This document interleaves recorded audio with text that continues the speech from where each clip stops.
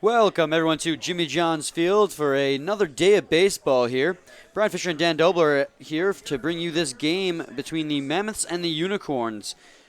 Tonight, Dan, the Westside Mammoths are going to throw out on the mound Sean Kennedy, and the Utica Unicorns are going to throw out Randy Dominik. Two pitchers that have doing pretty good so far this season, at least Randy Dominik. Yeah, Randy Dominik has a ERA of 3.75 and a whip of 1.08. Yeah, he's only pitched 12 innings so far in just 3 games. He's got 12 strikeouts and only has walked 1 so far in the 3 appearances he's had. So look forward to him having another great game tonight. Sean Kennedy, however, has a 4.95 ERA. He's pitched 40 innings with 44 hits, 11 walks, 25 strikeouts, and a whip of 1.38. So he's got a few more hits than he probably wishes he would have at this point in the season. Definitely. He's had some good games and he's had some bad games. So look forward for him here to try and get another good game and get something rolling here. Last time these two teams met, Dan, it went the way of the Mammoths as they ended up winning that game 8-1. It was a very strong performance from the Westside Woolly Mammoths. Unfortunately, not so good for the Unicorns, only putting up 1 run on the board. But, you had Alex DeYonker getting the start for the Unicorns, and then you also had Sean Kennedy on the mound for the Woolly Mammoths. And another game, yet again, Dan, where the 5th inning really came into play. Yes, it did. 6 runs were scored for the Westside Woolly Mammoths in the 5th inning of that game. RBIs coming from Kent Blackstone, Alex Abbott, a 2-run home run from Ethan Whisker, which is his first hit in the league to that point. And then they capped it off with 2 more in the 8th inning. Another RBI base hit from Blackstone. And then an RBI hit from Joba Farrell. So offense was going good for them in that game. Sean Kennedy had a fantastic start last time these two teams played back on the 1st. Yeah, he went 6 innings strong. That was actually last Saturday. Yeah, he went 6 innings with only 1 earned run. So a fantastic outing from him, and he can just keep it rolling here. He's brought his ERA down 50 points since his last outing. So he'll continue to go here, and let's hope he can continue that trend and bring his ERA down even further. We know he's capable of great stuff, and as we saw in just this last game, and it's just whether or not he can get into that groove. We saw a couple of, besides Ethan Whisker, Dan, we also saw Brandon Schaefer had his first home run on the 3rd pitch he saw of the ball game. He was leadoff hitter for the Unicorns in that ball game, and on the 3rd pitch he saw, he hit a solo shot over to right field for his first hit and first home run of his career here at the Unicorns. So it was a day for firsts. Yeah. And go ahead, Dan. I was just going to say, it was many. I mean, you had Whisker doing a great job with that 3-run home run. Schaefer comes in, hits a home run. I mean, better start than ever. Yeah, like you said, Dan, DeYonker and Sean Kennedy were actually the 2 pitchers that faced off last time. Kennedy went with that 6 innings pitch with only 1 earned run. It went very good. And DeYonker in that game went 4.1 innings pitched with 2 earned runs on 3 runs given up and 4 strikeouts and 2 walks. So they're going to be looking for a little bit of better outing out of Randy Dominik in today's ball game. Yep. Both teams coming into tonight, Utica is 12-12, and the Westside Woolly Mammoths are 12-11. So the Mammoths doing a little bit better here in the season to this point. Yep. Right now they're leading the West by 2 games. The Unicorns do have a new face in the lineup in today's evening. Jamie Lackner is going to be playing first base for the Unicorns, and that will allow Gala Kowski to move back into the outfield. We've seen Gala Kowski all over the place. We've seen him behind the plate, in the outfield, at first or even at third. Well, he's got that power at home plate, but not only that, he can play pretty much any position out there. If you can play catcher, you can play infield and outfield. The only place we really haven't seen him play is pitcher. Hey, I wouldn't say that just yet. We might even. You never know. Well, it can happen at any level. And so, moving on from there, we had a little bit of a weather scare before the. Yeah, it was. The crowd is out there deep center field. We're looking really dark, and I mean, it just passed us. It wasn't. The rain didn't even start falling. It was crazy. Yeah, it really got dark. When I walked into the stadium, it was partly cloudy. Yeah. And around 5, 6 o'clock, it really got dark and looked like we were going to have a serious thunderstorm. But luckily, it passed right by us, and now we have blue skies again as the dark part of the sky is far off to the right on the edge of the horizon. And that's great news. So. During the national anthem today, Dan, we have a little bit of a surprise going on. What's the surprise? We have fireworks going for the Bombs Bursting in Air segment. Yeah, and also we have fireworks after the ball game, so it's going to be overall a great night. Yes, it is Friday night fireworks night, so it's very exciting. Dan, who did you go with for your player of the game? I am going to go with Nico Lolio. Yeah, Lolio, he is very clutch. He comes big in clutch moments. He's at the bottom of the lineup. We usually see him near the middle. Yeah, he's been moving down. His average this season is hovering just around 200. So he is looking to break out of that hitting slump and really get into it. He has hit a couple big home runs for the Unicorns throughout the season. We have mentioned those in the past. He hit that grand slam and then a pinch hit walk-off home run for him earlier in the season. Now, Brian, who are you going with? I'm going with R.J. Fuhr. All right, and I see. It's a little bit of a bold prediction. R.J. Fuhr has also been... He's been getting going here. Yeah, that's where I was leading up to. But that's why I picked him, because of late he's really started to come into his own. His batting average has slowly been creeping up. The last time these two teams faced off, he went 1 for 3. He had 2 walks and a base hit. So he's not just hitting the ball better, but he's seeing the ball better and drawing more walks as well. So that's why I chose him for my player of the game. Now, who does Steve go with? Steve, our writer, went with Mike Rampone, the third baseman for the Unicorns. Rampone's been having a pretty good season all the way around. So a solid pick there from him. He's been hitting well at the plate, and he's obviously very solid defensively. So it makes logical sense to pick him. Tomorrow's the All-Star game we have at the ballpark? Yeah, tomorrow's the All-Star game and the Home Run Derby. So look forward to that. Meanwhile, the Utica Unicorns and the Westside Woolly Mammoths lineups are about to be announced, so I'll send it down to the field for that.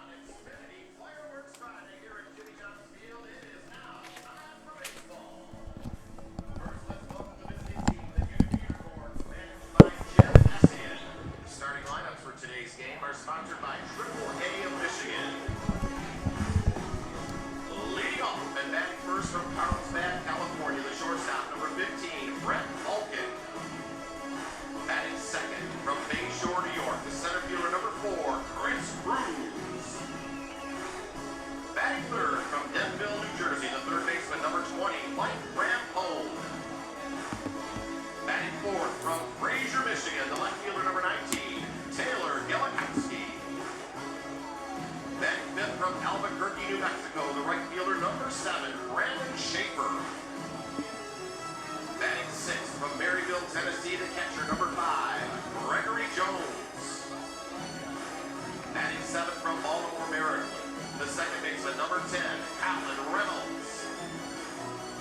Batting eighth from Brownstown, Michigan, the designated hitter, number 24, Nico Lolio. Batting ninth from Westlake, Ohio, the first baseman, number 44, Jamie Lackner. The starting pitcher tonight for the Utica Unicorns from Pittsburgh, Pennsylvania, number 11, Randy Dominik.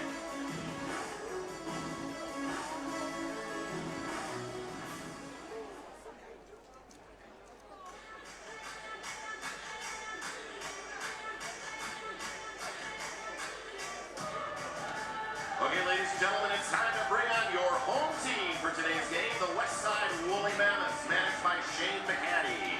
Joining the Mammoths on the field today are the baseball buddies, the Detroit Metro Stars from the 10 and under division. Leading off and batting first from El Segundo, California, the second baseman, number 6, R.J. Fuhr with Denver Billy. Batting second from Vienna, Virginia, the third baseman, number 9, Kent Blackstone with Michael Hoppy. Batting third from Tipton, Georgia, the right fielder, number 21, Alex Abbott with Braylon Ryan. Batting fourth from Lyle, Michigan, the designated hitter, number 22, Ethan Whisker with Roman Urquhart. Batting fifth from Goffstown, New Hampshire, the first baseman, number 3, Riley Palmer with JoJo Kolak. Batting sixth from Hamilton, Ohio, the shortstop, number 2, Jeff Smith with D. Russell. Batting seventh from Arlington, Virginia, the left fielder, number 25, Sean Wood with Brady Hampy. Batting eighth from Maitland, Florida, the catcher, number 20, Kyle Hamner.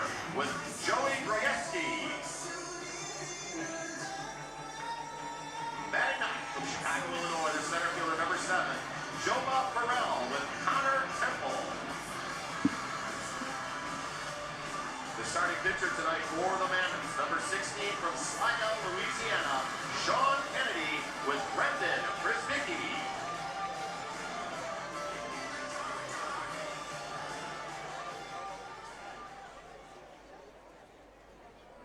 Ladies and gentlemen, please rise and remove your hats. Veterans and active military may keep your caps on while rendering the hand salute as we honor America and our military with the singing of our national anthem, performed this evening by Marina Tutag. Oh, say, can you see by the dawn's early light what so proudly we hailed at the twilight's last gleaming, whose broad stripes and bright stars through the perilous fight o'er the ramparts we watched were so gallantly streaming, and the rockets rattling, the bombs bursting in, and gave proof through the night that our flag was still there. Oh, say does that star-spangled banner yet wave o'er the land of the free and the home of the brave?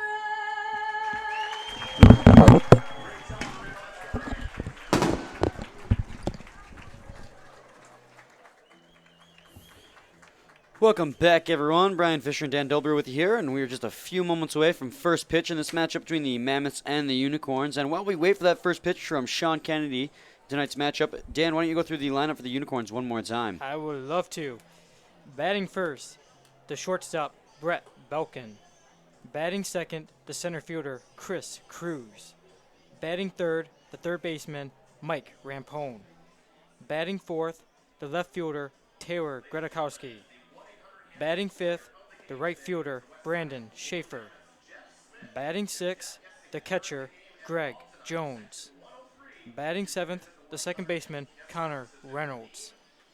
Batting eighth, the designated hitter, Nico Lolio. And batting ninth, the first baseman, Jamie Lackner. Defensively for the Westside Woolly Mammoths this evening, in left, you have Sean Wood. At center, you have Joba Farrell. In right, you have Alex Abbott. At third, you have Kent Blackstone. At short, you have Jeff Smith. At second, you have RJ Fuhr. At first, you have Robbie Palmer. Doing the catching behind the plate, you have Kyle Habner. And on the mound for the Westside Woolly Mammoths this evening is Sean Kennedy. And Dan, like I mentioned earlier, Sean Kennedy on the back of a good outing last time these two teams faced. Going 6 innings pitched with that only one earned run, only giving up 6 hits in that ball game, only 1 hit per inning. So he's starting to really come into his own here, and he looks to continue that today when he is about to face off against Brett Balkin as he comes in for the first batter of the ball game. Brett Balkin leading the leading batting average with a 377. It's starting to come down. At its height, it was about 420. He has been slowly coming down as no one can really hold that type of average. So it's become a tighter race between him and the likes of Denandre Clark. There is also Castro? Ricky Castro, and there's one other player whose name's escaping me right now, whose average is also up there. The first pitch to Brett Balkin was a strike at 7:03 p.m. as the 0-1 pitch is going to be high 1-1. The name just escaped me on that at one extra player. But now there's a lot of people fighting for that best average in the league, which is, pretty standard. Don't really get that with even like the MLB. As the 1-1 pitch comes in, that's going to be inside 2-1. Just a beautiful evening we have here. Almost now it is. Yeah, now it is. Almost didn't look like it. You can still see those dark clouds that were threatening us before the game started over there in the horizon, or at least we can. Yeah. So the 2-1 pitch is going to be away. 3-1 now on Balkan. Of course, after tonight's ball game, we have fireworks. Friday night fireworks, an attraction for many fans. Yes. Fridays, Saturdays, and Sundays, we have always high turnout, as that's going to be way inside. Balkan walks. And he's not the guy you want on the base pads either. Definitely not, because especially when you lead off a game, you don't want to walk the first batter you face. So now Chris Cruz will step in.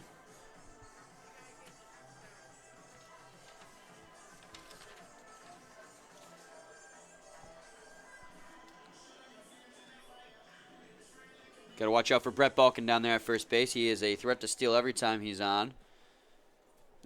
Sean Kennedy, being a lefty, has a good line of sight at Balkan down there at first base. So far this season, Chris Cruz hitting .233, has 20 hits, 5 homers, and 20 Now it's going to be RBIs. driven over to the right field on the run is Abbott to the track, to the wall. That one's going to be off the wall, and that's going to score Brett Balkan, or he's going to stay there at third base. That's going to be a double for Chris Cruz as he hits that one off the wall out there in right field. So a great start to the ball game for the Unicorns and for Chris Cruz. So on the first pitch he sees, he doubles off the wall in right field. Mike Rampone will step in now to try and score a couple of runs here with no outs in the top of the first and give the Unicorns an early lead. Unicorns are no stranger to getting out early in a ball game. They tend to hit a lot of home runs, RBIs. I mean, they just score lots of guys in general. They want to definitely make up from the last time they seen the Westside Woolly Mammoths only getting run on the board. The Mammoths, obviously, in that game won 8-1, as that's going to be a strike on the outside edge. 0-1 to Rampone. So far this season, Rampone's hitting .283, has 15 hits, a homer, and 6 RBIs. The last time these two teams faced off, Dan, he went 2 for 4 in that ball game with 2 base hits. He's been a constant source of pain for these pitchers, as that one's going to be hit into the stands behind home plate. 0-2 now. He can really hit that ball basically anywhere in the ballpark. He only has that one home run, but he doesn't necessarily just pull it or opposite hit it. He just tends to hit it, scatter his hits all around the ballpark. And that's great to see from a hitter. So there's no real defensive shift you can put on a guy like that. So the runner's at second and third, and 0-2 count on Rampone. There's no outs in the top of the first. The 0-2 pitch is driven to the gap in right center field. That's going to get down. That's going to score 1, maybe 2 runs, as surrounding third is Chris Cruz. He's coming into home, and he will score. So Mike Rampone has a 2 RBI single here in the first inning, and that'll give the Unicorns a 2-0 lead. And talk about scaring his hits. I mean, that was in the gap.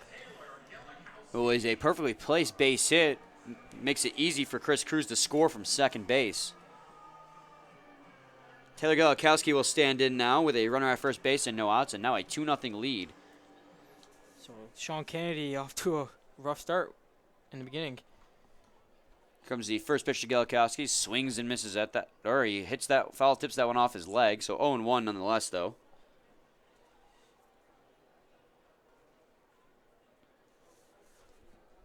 So Steve's pick for player of the game gets the Unicorns out ahead early here, as he hits a base hit to the gap in right field.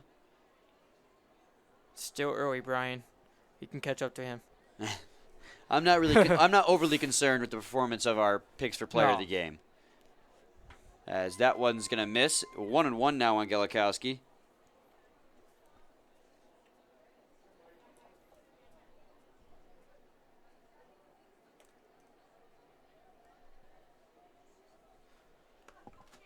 One pitch is going to be skied in the air. Shallow center field. Farrell will come in and make the catch. That's going to be the first out in this inning as Gala Kowski flies out.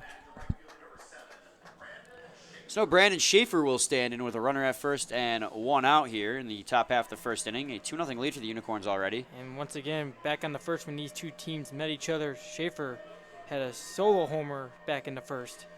Yeah, he led off the ball game last time these two teams met, and on the third pitch he homered to right field for his first hit with the USPBL and his first batting at bat as he skies that one over to right field, shallow. Abbott in will make the catch. So this time on the first pitch he sees in this ball game, he skies out to right field.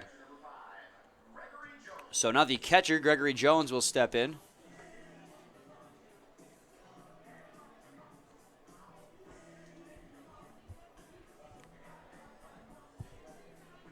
Gregory Jones here has a runner at first with 2 outs in the top half of the first inning. Trying to keep the inning alive. Push Mike Rampone over to second base. Going to be a quick throw down to first. Rampone gets back in safely.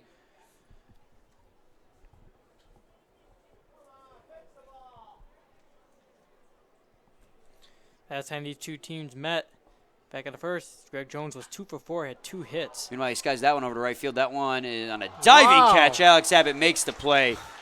Great play from Abbott. Abbott makes a great diving catch on a flare to right field, and that's going to end the inning. But not before the Unicorns get on the board first, thanks to a 2 RBI base hit from Mike Rampone, making it 2-0 for the Unicorns. So we go to the bottom half of the first inning where the Mammoths are due up. R.J. Fuhr will lead it off, following him be Kent Blackstone and Alex Abbott. So please stay tuned for more.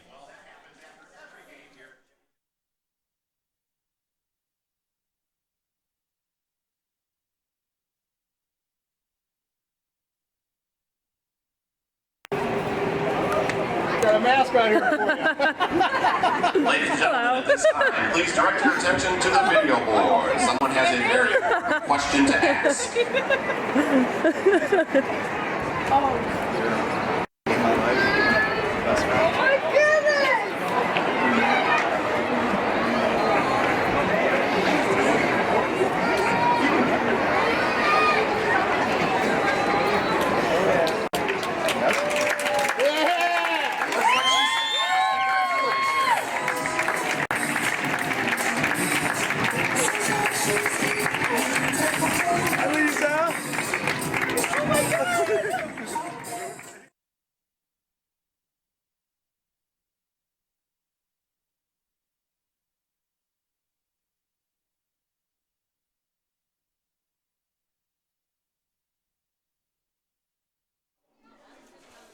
Welcome back, everyone, to Jimmy John's Field. Brian Fisher and Dan Dobler with you here, bringing you the bottom half of the first inning. Utica Unicorns got out to an early 2-0 lead after a 2 RBI single from Mike Rampone. Dan, why don't you go through the Westside Woolly Mammoths lineup for us as we approach first pitch to them? I would love to. Batting first, the second baseman, R.J. Fuhr. Batting second, third baseman, Kent Blackstone. Batting third, the right fielder, Alex Abbott. Batting fourth, the designated hitter, Ethan Whisker. Batting fifth, the first baseman, Riley Palmer. Batting sixth, the shortstop, Jeff Smith. Batting seventh, the left fielder, Sean Wood. Batting eighth, the catcher, Kyle Hamner. And batting ninth, the center fielder, Joba Farrell. Defensively for the Utica Unicorns, in left you have Taylor Gala Kowski. In center you have Chris Cruz. In right you have Brandon Schaefer. At third you have Mike Rampone. At short you have Brett Belkin. At second you have Connor Reynolds. At first you have Jamie Lackner. And doing the catching behind the plate you have Craig Jones. And on the mound you have Randy Dominik. Thanks for that, Dan. Meanwhile, R.J. Fuhr is going to stand in for the first at-bat of the game for the Westside Woolly Mammoths. He is batting 185 on the season so far. And he's your pick for player of the game? He's been hitting better as of late. He started the season. His batting average at the lowest point was underneath 100. He's closing in on 200 now. I think it was like .95, that is. Yeah, he went 1 for 3 last time these two teams met last Saturday with a base hit and 2 walks. We've seen the ball a lot better, not only because he's hitting, but because he's drawing more walks, too. And that's great to see. Starting to get going. So he will lead it off here for the Mammoths. Here comes the first pitch to him. It's going to be a ball high 1-0.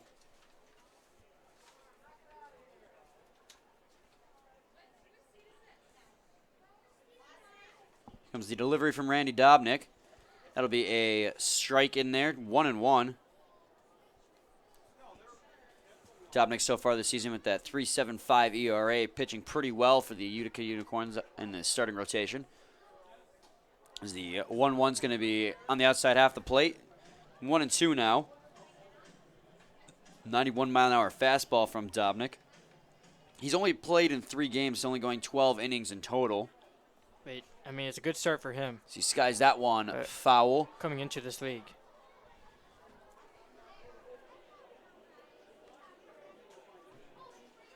One of Dominik's strong points, Dan, is his fastball and his slider. They both have fantastic movement. He just is really able to utilize those, as that's going to be a ball high. 2-2 now. The count will fall even.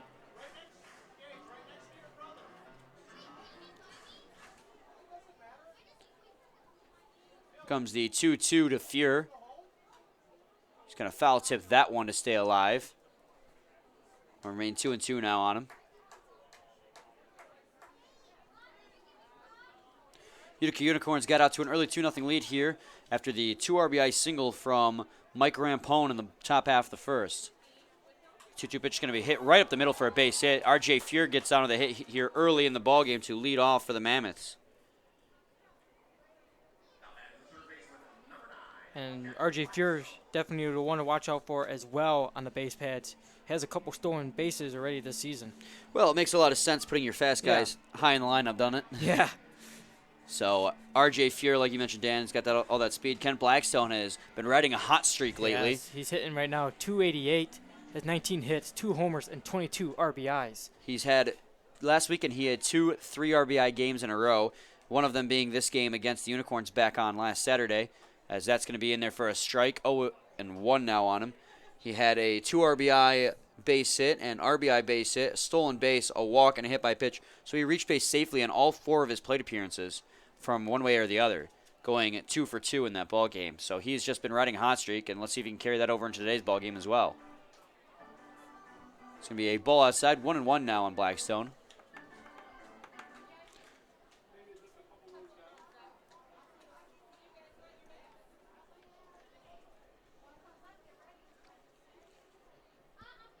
Comes the delivery from Dominik. He's going to foul that one off. 1-2 now on Blackstone.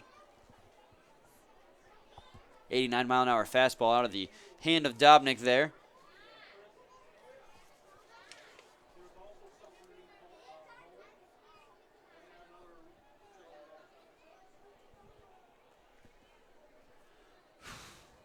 Quick throw down to first will not be in time as R.J. Fuhr gets back in safely. Yeah, R.J. Fuhr over there at first getting a pretty decent lead.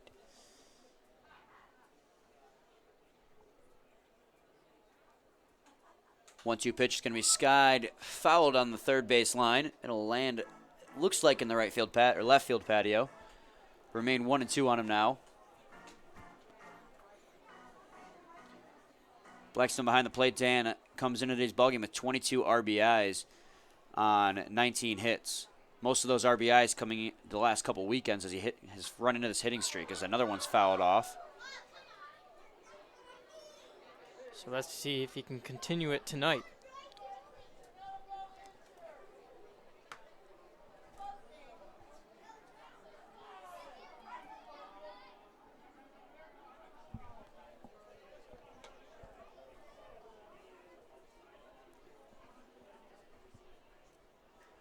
One-two pitch swung on and missed by Blackstone. Ooh. Big rip there at that 89-mile-an-hour fastball. Dominik just dusted him off there. Looks like he swung late on that one, and he will go down on strikes for the first strikeout of the ball game. So Alex Abbott will stand in with a runner at first base and 1 out here in the bottom half of the first inning. His team trailing early here, 2-0. Coming into tonight's ball game, Randy Dominik had 12 strikeouts. Make it 13.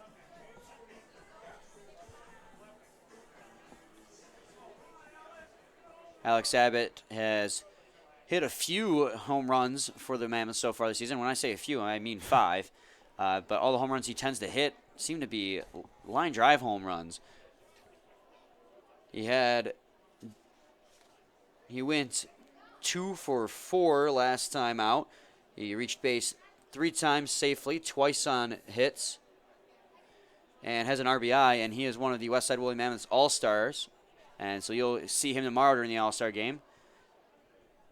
Here comes the 1-0 pitch. That one's going to be driven to center field on a line. Cruz will cruise over underneath it and make the catch, pun intended. I like how you used it there. And that'll be 2 outs here in the bottom half of the first inning. And here comes Ian Whisker. And last time when these two teams faced each other, he had that 3 RBI home run. Yeah, the 3-run home run from Ethan Whisker was his first hit in the league with the Westside Woolly Mammoths. He was 0 for 2 to that point in the ball game, and then he came up clutch there for them in the bottom of the 5th inning, really extending their lead and putting it out of reach for the Unicorns. Very tall man in the Bears box. What's it like 6? So that's going to be a strike. 0-1 now on Whisker. I believe it was 6'3" or 6'4" when I looked it up. So he is definitely taller than you and I. Yeah, definitely taller than me. I'm way short. Here comes the 0-1 pitch. That's going to be skied in a foul territory over to right field. Going to land on the concourse. 0-2 on Ethan Whisker.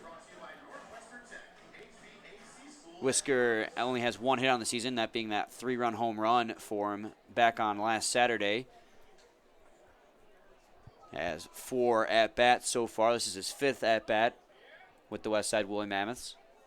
Or official at-bat. He's probably had more plate appearances, however.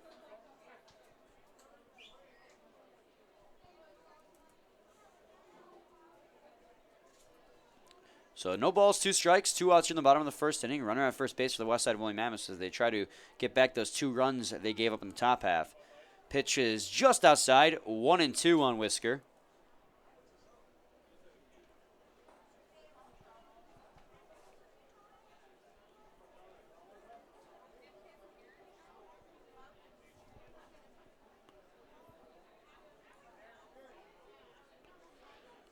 One-two pitch is going to be grounded over to the second baseman, Connor Reynolds. Quick throw down to first will get him. And that'll end it for the Mammoths here in the bottom half of the first. They strand a runner at first base. And we go to the top half of the second inning where due up for the Unicorns is going to be Connor Reynolds, Nico Lolio, and Jamie Lackner, the newcomer to the league. So we'll be back shortly with more. Please stay tuned. Thank you. Thank you very much. Thank you. Thank you very much. Well, thank you. Thank you very much. Thank you very much.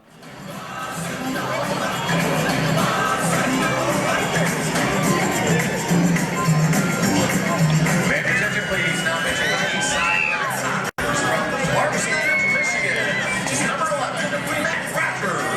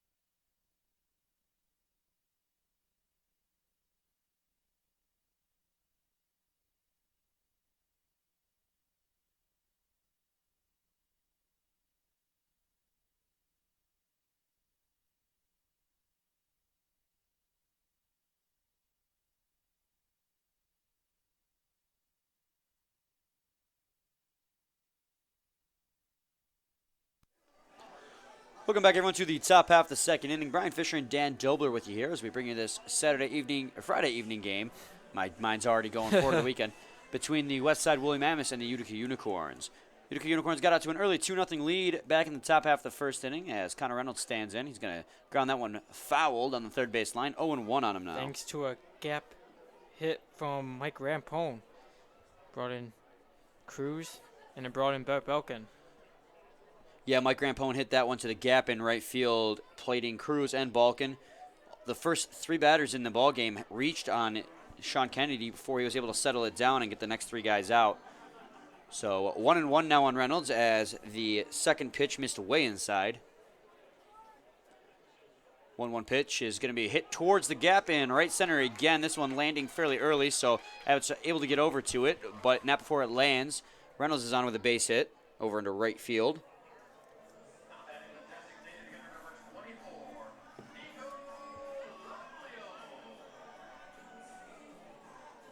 And here's my pick for player of the game, Nico Lolio. Nico Lolio just batting .209 so far this season, but has 4 home runs. He is just one short of what Nick Wilson has. Nick Wilson, obviously being a power hitter, has 5.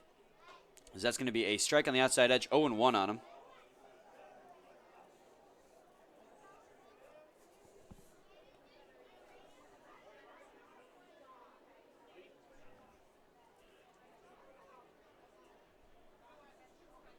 Oh, 1 pitch swung on and missed by Lolio. 0-2 now.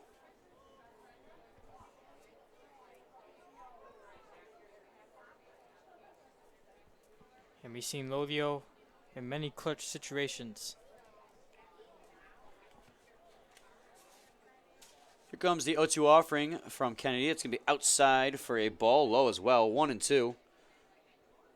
Lolio led off, or pinch hit for Schaefer in the 7th inning back on last Saturday's game. He went 0-2 in that game, struck out and ground out. Comes the 1-2 pitch. He's going to sky that one towards center field. On the run is Smith. Going to be called off, however, by Sean Wood out there in left field, who will make the catch.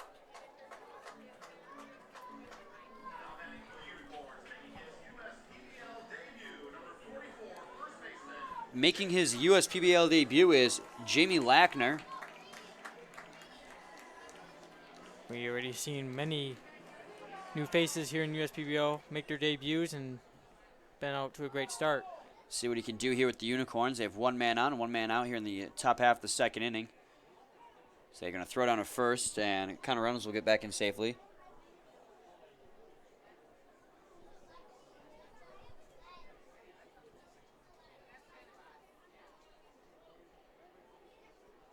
Here comes the first pitch to Lackner. That's going to be a ball just inside, 1-0.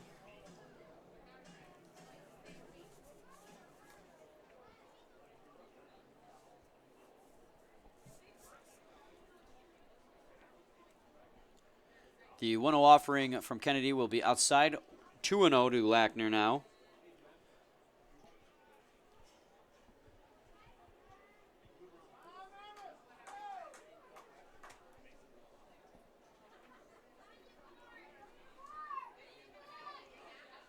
Two-0 pitch is grounded over to the shortstop Smith. Smith will get the guy at second, throw down to first, and they'll convert the double play. So not necessarily how Lackner wanted to start his career here at Jimmy John's Field, but the Unicorns turn a double play and end the inning here in the top of the 2nd inning, or the Mammoths, turn the double play.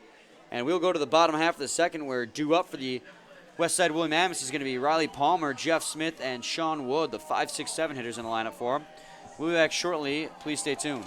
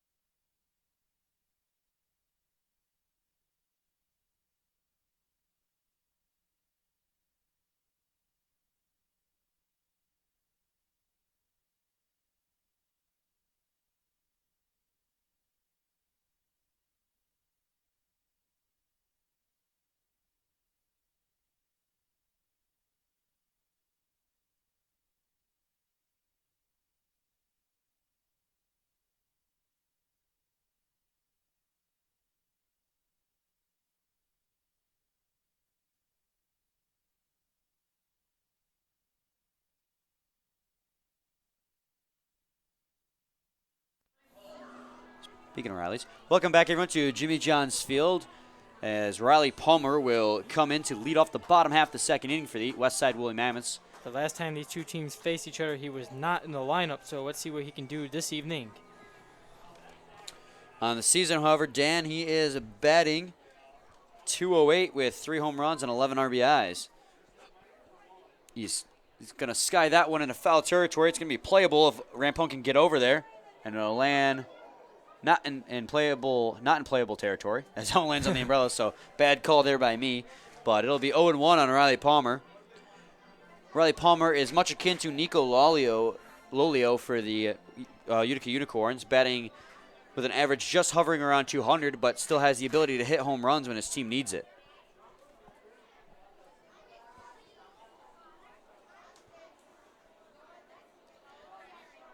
Here comes the pitch from Dominik. 0-1 pitch swung on, miss. He missed off that pitch inside. Dominik really made Palmer choke up on his bat there to try and make contact at that one. Looked like his knuckles were closer to hitting that than the bat, though. Comes the 0-2 pitch. It's going to be down in the dirt, 1-2.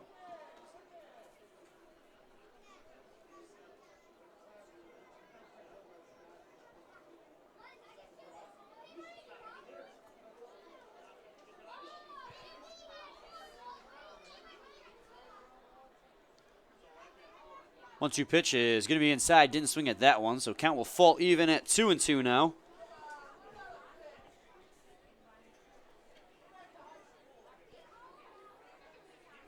Here's the 2-2 pitch.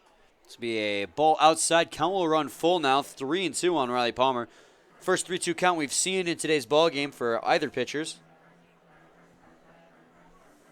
Time to see who wins the battle here.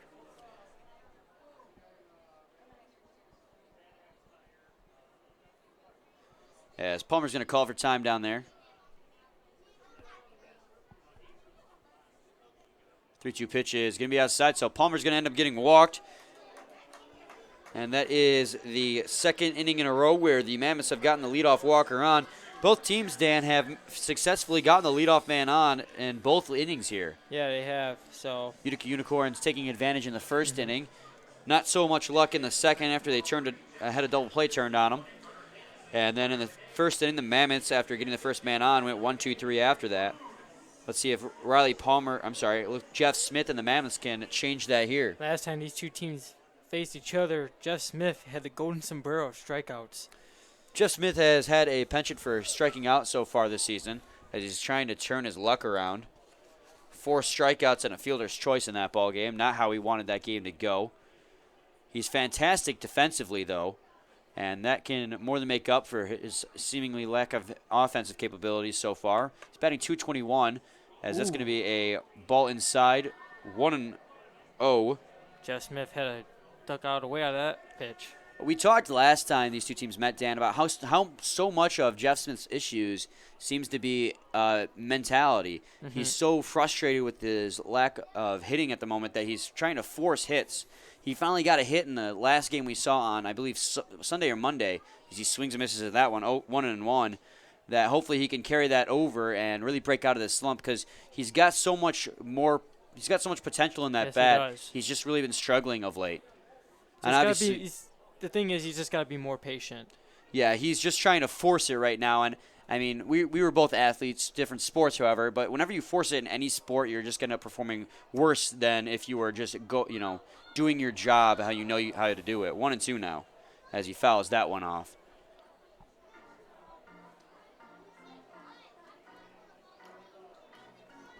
Jeff Smith at the shortstop position has made many fantastic defensive plays. He is a very quality player all around. He's just in that slump right now, so he'll break out of it soon enough. Here comes the 1-2 pitch. He's going to foul another one off, staying alive here.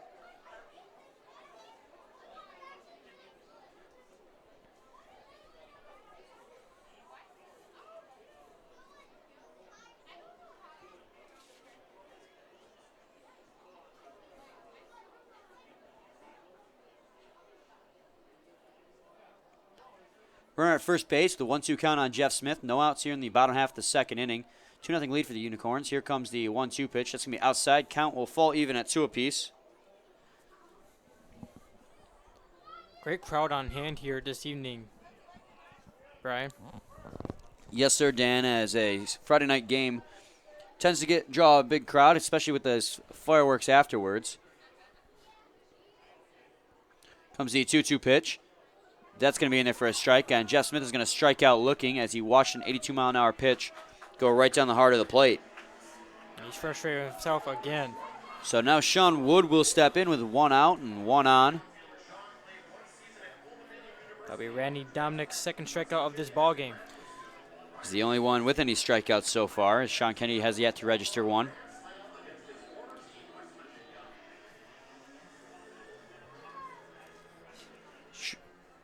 Sean Wood yet this season doesn't have a hit, so maybe this evening we'll see it.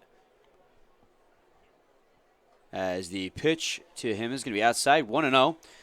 Yeah, so far, as offense goes, Sean Wood only has a walk. Sean Wood's still fairly new to the league, however, so it's not like he's had a plethora of chances yet.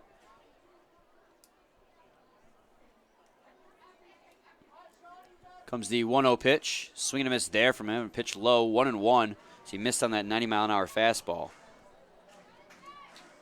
Riley Palmer led off the inning with a walk.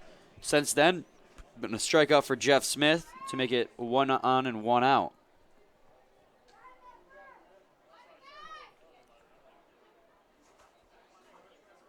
Comes the 1-1 pitch. That's going to be a ball just outside, 2-1 now. Another pitch from Randy Dominik just missed. Another fastball from him, too.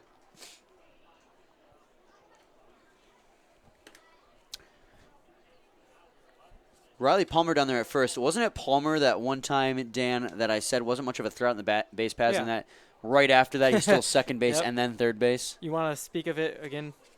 Maybe Well, I was just waiting for him to see if he was going to do anything out there because he hasn't been thrown over to any, as there's going to be a meeting at the mound between Jones and Dominik.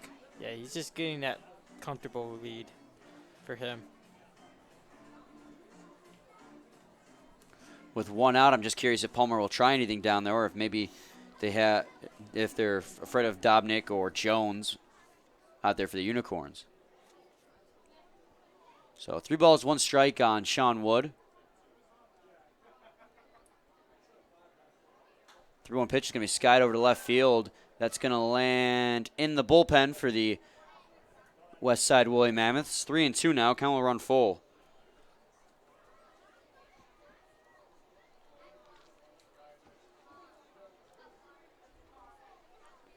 The Unicorns got out to an early 2-0 lead here today, Dan, when Mike Rampone hit that 2 RBI single in the top half of the first inning, scoring Chris Cruz and Brett Balkin. It was a perfect spot right in the gap. Yeah, he hit that one to the gap in right center field, making both outfielders chase it down. See, 3-2 pitch going to be swung on and missed. They're going to try and get Riley Palmer, and they do, as he was trying to steal second base. The throw was off, but the tag was still laid by Brett Balkin. So that's going to be a strikeout throwout for the Westside Woolly Mammoths to end the bottom half of the second inning. So we go to the top half of the third. We're due up for the Utica Unicorns is Brett Balkin, Chris Cruz, and Mike Rampone. Please stay tuned for more.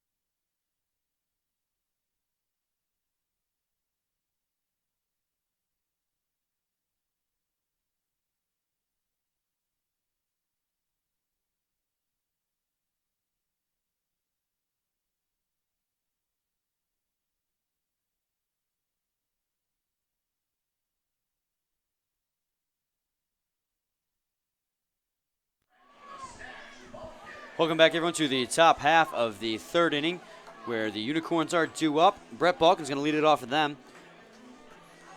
Yeah, he's leading the league right now in the batting average.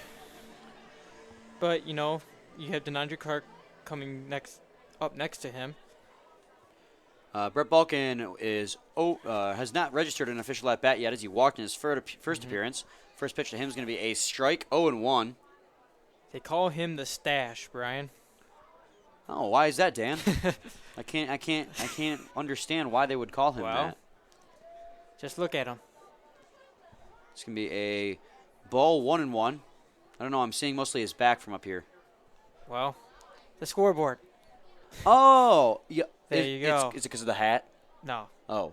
It's What is it? It's on his face. His nose? Underneath the nose. His lips? No. Above the lips. Obviously, he's called the Stash because he has a Yes. very prolific mustache. So far this season has 26 hits. That's going to be a fair foul ball down third base side.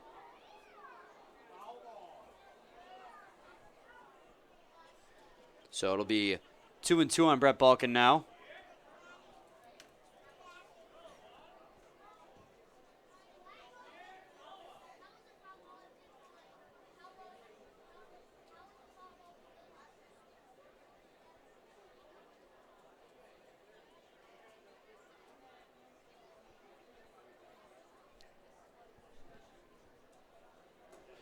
As the 2-2 pitch is going to be outside, and the count will run full now on Brett Balkin. Utica Unicorns here in the top half of the third have a 2-0 lead. That came courtesy of Mike Rampone back in the first inning with the 2 RBI single to the gap. Just going to hit that one on a line right to Smith, who will field it and tag out Brett Balkin on his way to first base. Or it will be Palmer, technically, who will tag him out after receiving the throw from Smith.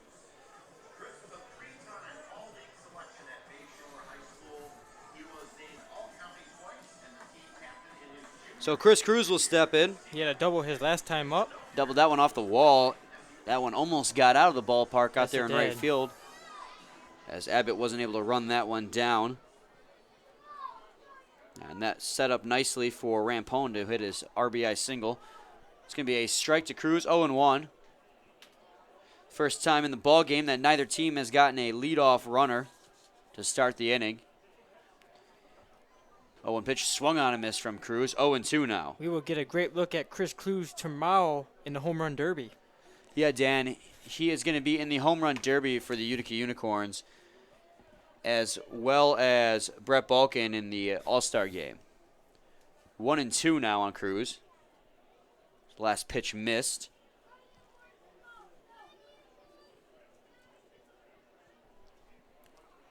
One-two pitch is going to be low and away. 2-2 now.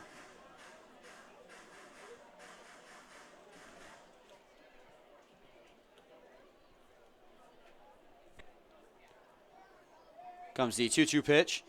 Be outside. Count will run full, 3-2. Second time in a row that Sean Kennedy has gone to a full count against the batter. He managed to make Brett Balkin ground out, as that one is hit high in the sky. Who wants it? As in will be Smith to make the catch. That ball was hit practically straight up into the air. Yeah, anyone could actually get that one. Coming down right behind the mound. Mike Rampone will stand in now for his second at-bat of the ball game. And he had a 2 RBI single his last time up. We've talked about that a ton already, as it's pretty much the only exciting thing that's happened so far in this ball game. He's been keep raising that batting average. Yeah, he's got that average coming into the day at 283. He had 6 RBIs, make it 8 now. First pitch to him is going to be a strike, 0-1 now on him. Still only has 1 home run. That's all right, though, Dan. Yeah. Not every batter has to be No. a home run hitter.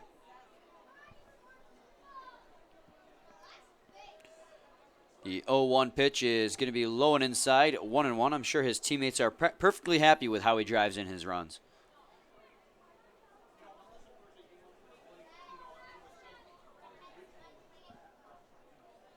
Comes the offering from Kennedy. Is going to drive that one into right field. Abbott underneath it to make the catch, and that's going to be a 1-2-3 inning for Sean Kennedy in the Westside Woolly Mammoths. So after 2.5 innings, the Mammoths will be due up with Kyle Hamner, Joe Farrell, and R.J. Fuhrer. However, the Unicorns still lead at 2-0 as we go to the bottom half of the third inning. Please stay tuned.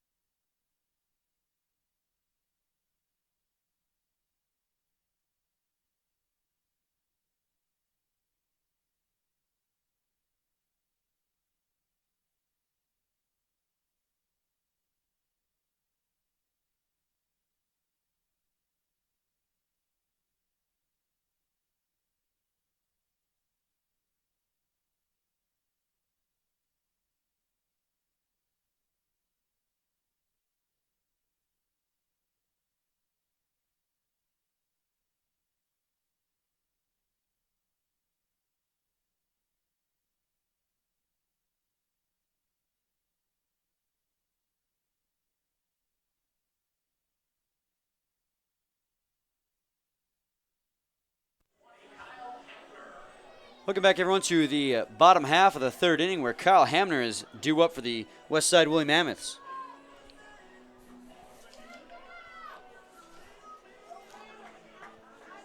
This is his first appearance in this ball game. So far this season, Hamner's hitting .268, has 15 hits and 6 RBIs. Last time these two teams faced off, Dan, he came in a pinch hit situation and just ended up walking. So he did his job coming into the plate. He reached base successfully. Yeah. Did his part. As Hamner taking his sweet time getting into the batter's box. He's finally in there for Randy Dominik. Dominik has given up only one hit so far through the first 2 innings. As that first pitch to Hamner is going to hit the outside corner. 91-mile-an-hour fastball.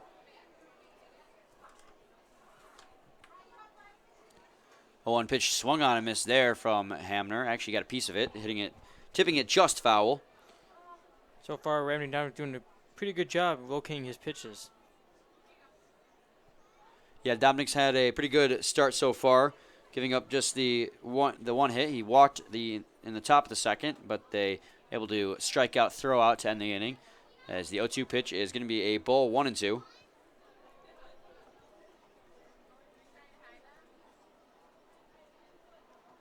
Comes the 1-2 pitch. Foul tipped there as Hamner will stay alive. Count will remain the same. Not much of a breeze to speak of here as the flag out in the outfield is just laying dead.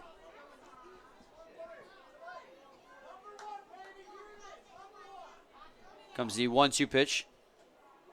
It's going to take on that one, but it's going to be strike 3, and Hamner's going to go down on strikes. And that would be Dominik's 4th strikeout of this ball game. 3rd consecutive strikeout as well, Dan, for him. So Jobo Farrell will stand in. Farrell was pinch hit for by Hamner last time these two teams played, but before that was 1 for 3, reaching base successfully in 2 of those plate appearances, once on an error and once obviously on a base hit. And that happened to be an RBI. As the first pitch to Farrell is going to be a ball 1-0. So far this season, Farrell is hitting 164, has 12 hits, 4 RBIs, and does have a home run. So that's going to be a ball 2-0. We have seen him defensively making great plays as well.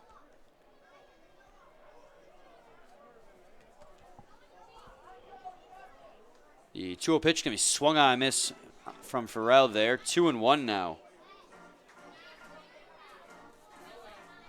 Dominik on the mound is doing a good job, like you said, Dan, locating his pitches. He's got great movement on his slider and his fastball. Here comes a delivery from him. Showing bunt there was Farrell, but he pulled it back in time, so the count will run to 3-1. He gets these hitters to bite a lot of times, especially on that slider. He's had a couple of off-balance swings from batters in this ball game. Especially on the inside pitches as well. As the 3-1 pitch is gonna miss, and Joe Farrell will get on with a walk. So R.J. Fuhr will step in with a 1-man on and 1 out here. He had a hit his last time up. So this is a 3rd inning in a row where the Westside Woolly Mammoths will have a runner on base. They have yet to move a runner past first base. Like you mentioned, Dan, R.J. Fuhr had that base hit back in the 1st inning. Hoping to get a multi-hit game going here. For many of you don't know, RJ's father is Hall of Fame goaltender Grant Fuhr. Grant Fuhr played much of his career with the Edmonton Oilers during their golden years. Retired with 3 Stanley Cups, and like you said, Dan, is now in the Hockey Hall of Fame. As the first pitch to Fuhr will be a strike, 0-1.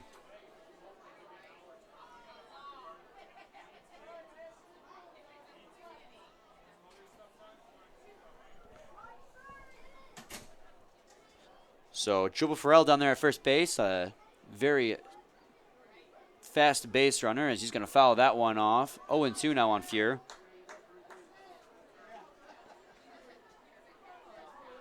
Dominik definitely want to keep a close eye on Farrell.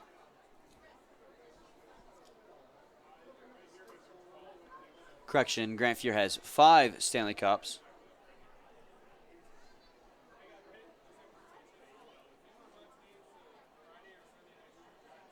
For those hockey enthusiasts out there, as the 0-2 pitch can be grounded fouled on the first baseline. 0-2 it will remain on Fuhr as he fouls off another one. Just turned out to be a gorgeous evening here at the ballpark. Yes, it did, Dan. We were hesitant in the beginning. Around 6 p.m., Dan, like we mentioned, the skies were looking awfully gloomy as a throw down to first will not be in time. Joe Farrell gets back in safely. Yeah, the clouds were very dark, and it rained. It didn't even rain. It just bypassed us. Luckily, because last thing we want here at Jimmy John's Field is a rain delay. The 0-2 pitch is going to be high. Farrell will get back into first after he took off for second. Possible hit and run situation, but the pitch was so high and inside that Fuhr had no real chance at that ball. So 1-2 on Fuhr after that pitch missed.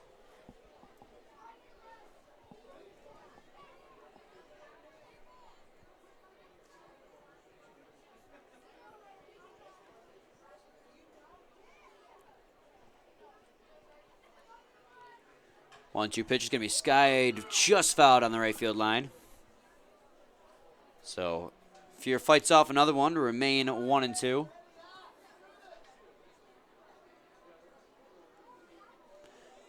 One ball, 2 strikes, 1 out here in the bottom half of the 3rd inning. Unicorns have a 2-0 lead over top of the Westside Woolly Mammoths.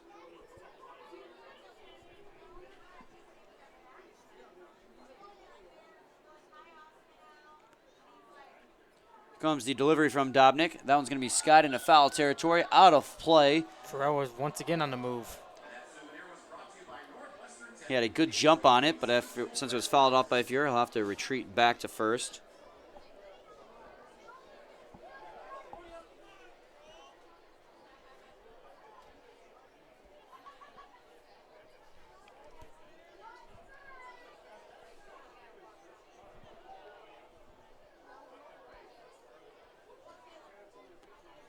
Comes the 1-2 pitch. That one's going to be flared over to the shortstop. You can get the lead runner at second. Throw down to first is not going to be in time, but they will get the lead runner, however, as Joe Farrell is out at second base. R.J. Fuhr reaches on a fielder's choice. So it'll be 2 outs now with a runner at first for Kent Blackstone. Blackstone, his last time up, struck out and was, of course, Dominik's first strikeout of the ball game. Kent Blackstone looks to carry on with his successful hitting, as the last 2 games he's played in, he has had 3 RBIs in each.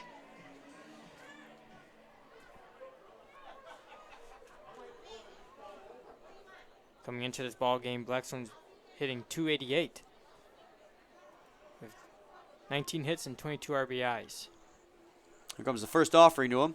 Be a ball outside, 1-0.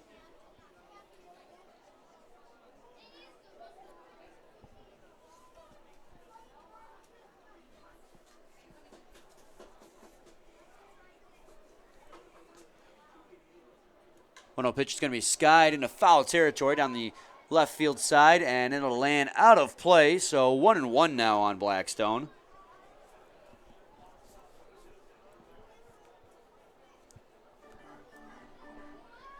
One thing I will say, Dan, is when that rainstorm was threatening us, we had some awfully cool breezes. Yes, we did. It felt good. Strong winds, obviously a telltale sign that a storm is coming.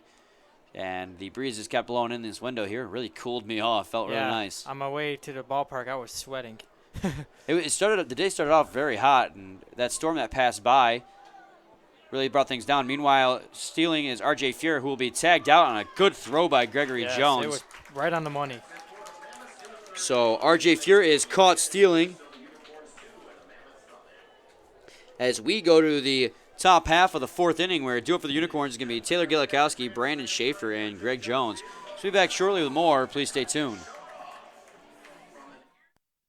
Hey, it's Matt Derry out here in right field in front of the merchandising tent and the trailer. We're having a blast. Get your USPBL gear right here. We've got 24 different kind of hats. We've got jerseys, pennants, foam figures. This Westside Woolly Mammoths jersey is straight fire. You've got to get these jerseys, these hats, everything out here in right field. And, of course, the merchandising area behind home plate in the grandstand. Check it out.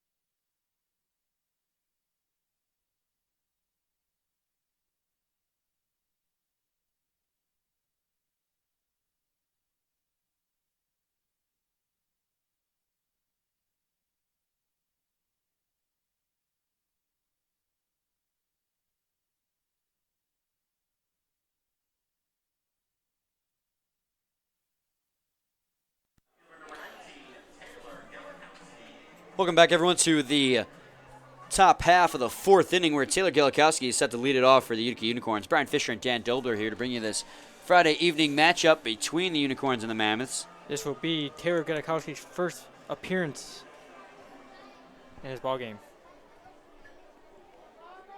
Oh wait, you're right. Correction, second appearance. He flew out to the center fielder, Joba Farrell, his first time up. Meanwhile, he skies that one into foul territory over in left field. 0-1 now. And we'll get a good glance of Taylor Gala Kowski in a home run derby tomorrow.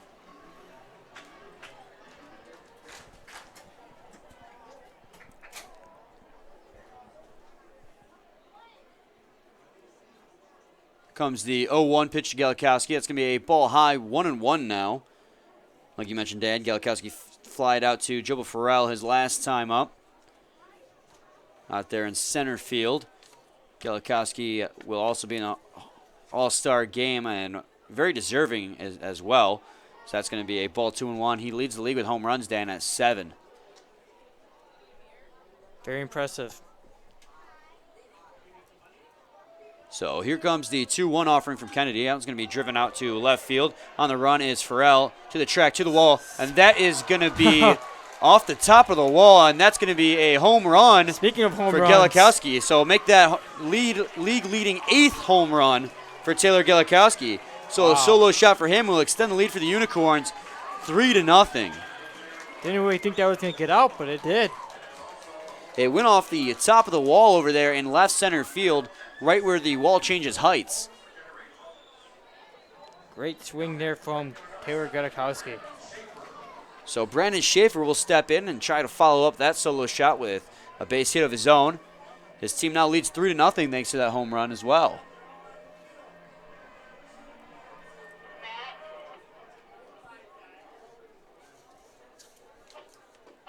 It's going to be a strike on the inside corner, 0-1 on Schaefer.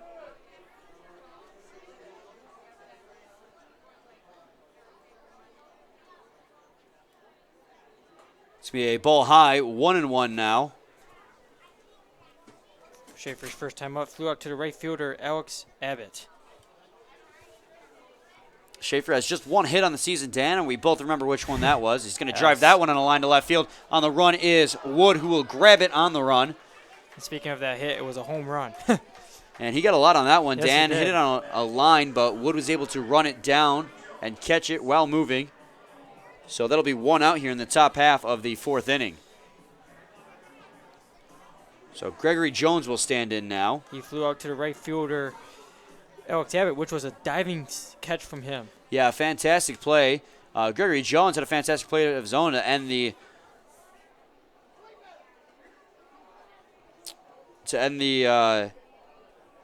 top of the 3rd, or bottom of the 3rd, correction, as he threw out R.J. Fear trying to steal. First pitch to him misses, and here comes the 1-0. He's going to foul that one off, so count will fall even at 1 apiece, 1-1.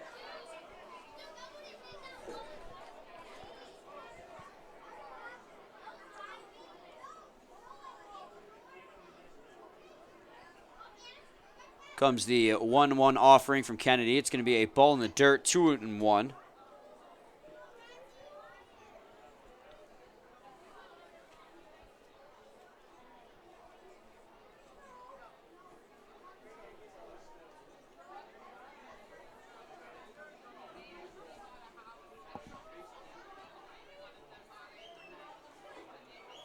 Two-one pitch is going to be a ball low, 3-1 now on Gregory Jones.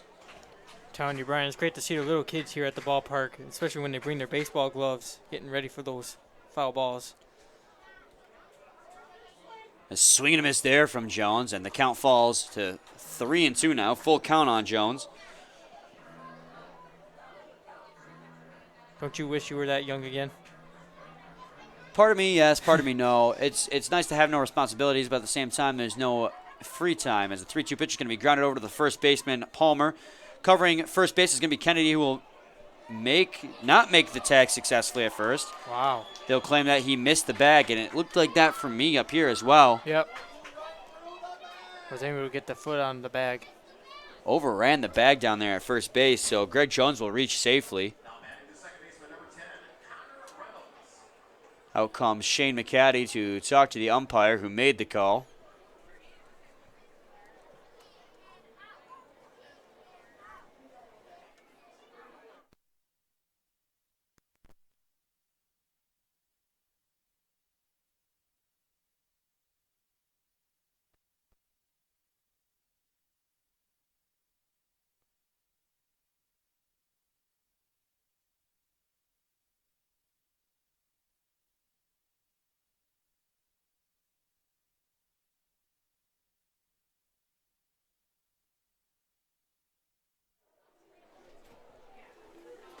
Some discussion between the two umpires here as they try to sort out whether or not Sean Kennedy tagged first base.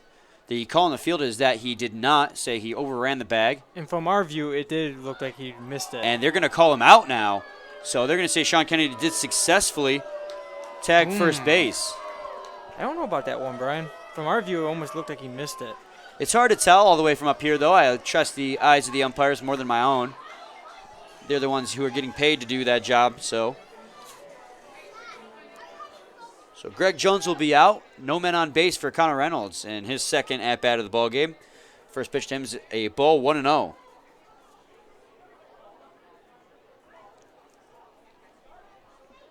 1-0 pitch is going to be a strike on the inside edge. 1-1 now. Reynolds, his first time up, had a hit. It was a single. Yeah, he hit that one to center field as the 1-1 pitch comes in. He's going to flare that one over the head of Smith, and that's going to be a second base hit of the ball game. First time to center field, now to left. Connor Reynolds has a multi-hit game going. So now Nico Lolio will stand in, the runner at first, and 2 outs. Nico Lolio flew out to the left fielder. Sean Wood, his first time up. We used to seeing Lolio in the middle of the lineup. Now he's at the bottom. Well, he also Had some pinch clutch hits when he pitched hit. a swing and miss there from Lolio. 0-1 now.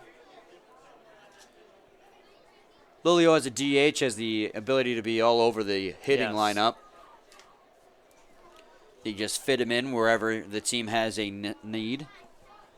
Runner at first base with 2 outs. Here comes the 0-1 pitch. Swung on and missed there from Lolio. 0-2 on him. Sean Kennedy so far in this game has given up 3 earned runs. A 2 RBI single from Rampone and a solo shot from Gala Kowski here in the third. The 0-2 pitch is skied in the air into foul territory. And it's going to get out of play. So Sean Kennedy will Nico Lolio will stay alive to see another pitch.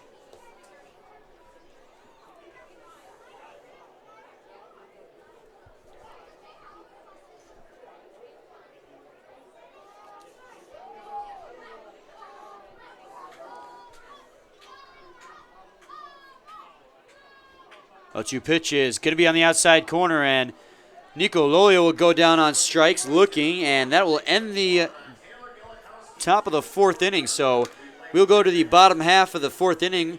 However, the Utica Unicorns have gotten another one on the board thanks to a solo shot from Taylor Gala Kowski. Due up for the Mammoths in the bottom half of the 4th will be Kent Blackstone, Alex Ebbett, and Ethan Whisker. So stay tuned for more.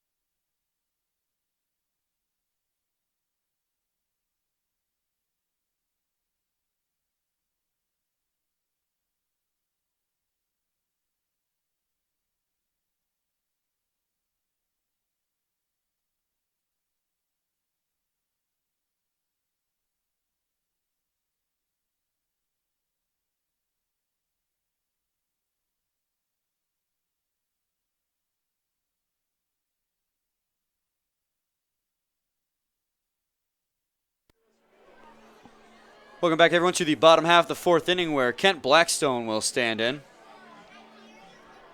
Kent Blackstone was at the plate when R.J. Fuhr was thrown out by Gregory Jones trying to steal. That was a great throw by Gregory Jones behind the plate, right on the money. Kent Blackstone so far today, Dan, has struck out swinging back in the 1st inning. And it was Dominik's second strikeout of the game. Some confrontation going on between the umps and the manager of the Woolly Mammoths and Kent Blackstone. I don't know what that's all about, but we'll have to wait and see.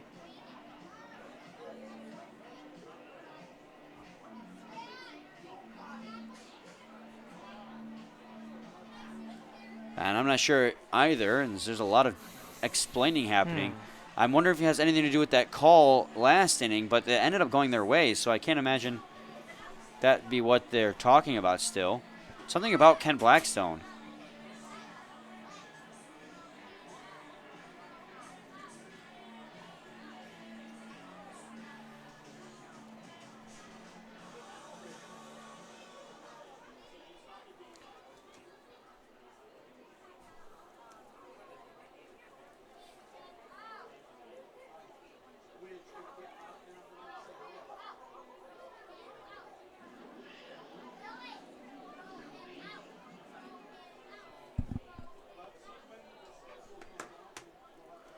So now Kent Blackstone will finally come to the plate after that discussion. Perhaps it was a little bit of confusion of whether or not Blackstone batted out of order, but he is supposed to be in there because R.J. Fuhr was thrown out while he was at the plate for the third out of the inning, back in the bottom half of the third. So Blackstone will try to get a hit here as his team is trailing 3-0. First pitch to him is going to be a ball outside, 1-0 now on Blackstone.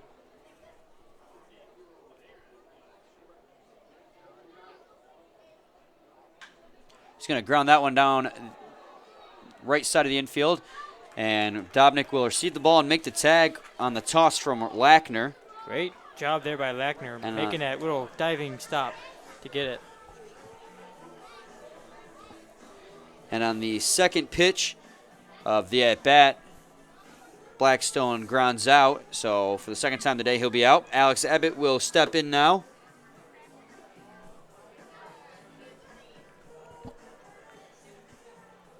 Abbott to the point. This point today is 0 for 1. He threw out to the center fielder, Chris Cruz, his last time up. That's going to be a ball outside, 1-0 now on Abbott. Abbott coming into this ball game was hitting .273, had 21 hits, 5 home runs, and 17 RBIs.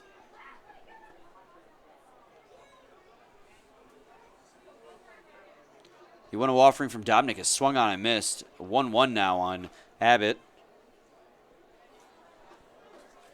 Looked like Abbott was expecting a fastball there, was instead given a off-speed pitch low in the zone.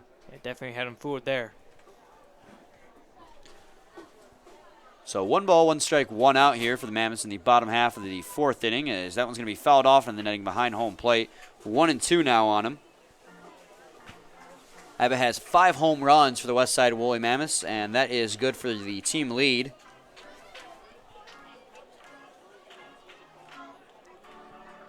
That's much of the reason why he hits third in the lineup. He's got 17 RBIs on 21 hits this season as well. Here comes the 1-2 offering from Dominik. That's going to be a pitch inside. Count will fall even to 2 apiece now.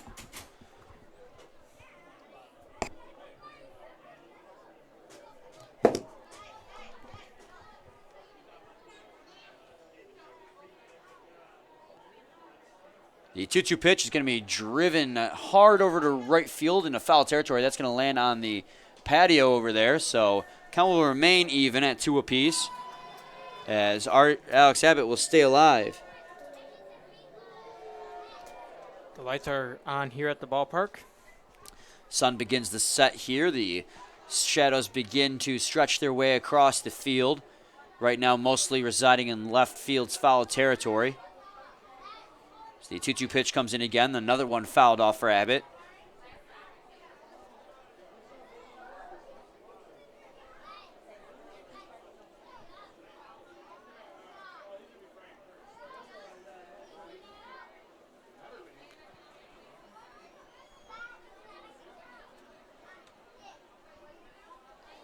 Here comes the offering from Dominik. Pitch is going to be grounded foul towards the Utica Unicorns dugout. Alex Abbott doing a good job protecting the plate here to stay alive, waiting for a pitch he can hit. Or hit fair, I guess I should say.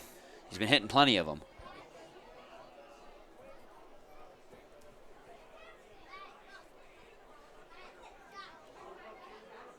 Comes the pitch from Dominik. It's going to be through for a base hit into right field. So Alex Abbott, great job protecting the plate, staying alive. Finally gets a pitch that he can hit for a base hit. That baseball just getting underneath the glove of Connor Reynolds. So with one man out, there's a man on for Ethan Whisker here in the bottom half of the 4th inning as they try to get something going and mount a little bit of a comeback. Whiskers 0 for 1, grounded out to the second baseman. Reynolds is that time up.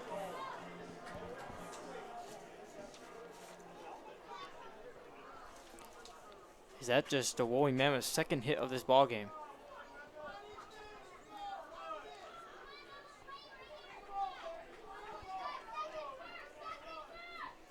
Comes the first pitch to Whisker, the at-bat. He's going to ground that one over to the third baseman, Rampone. Rampone charging, will make the throw on a second. Throw on a first is in time. Beautiful play there. So Utica Unicorns turn their second double play of the game, and that's going to end the inning for the Westside Woolly Mammoths. So we go to the top half of the 5th, where due up for the Unicorns is going to be Jamie Lackner, Brett Balkin, and Chris Cruz. So we'll be back shortly with more. Please stay tuned.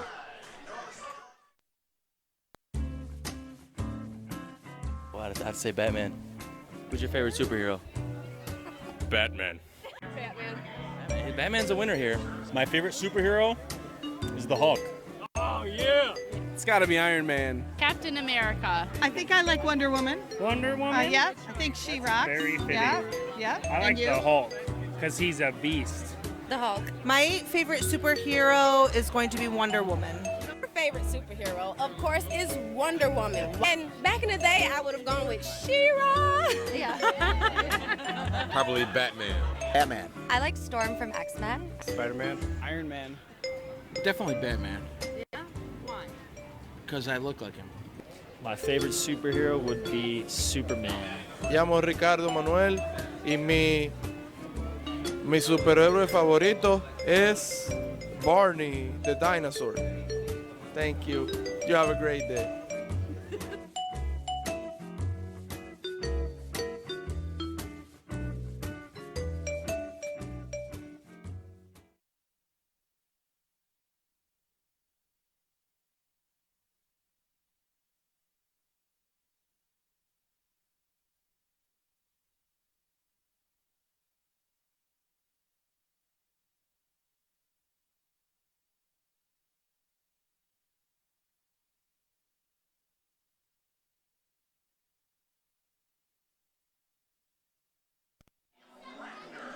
Welcome back, everyone, to the top half of the 5th inning where Jamie Lackner is due up. His first time up, he grounded out to a 6-4-3 double play.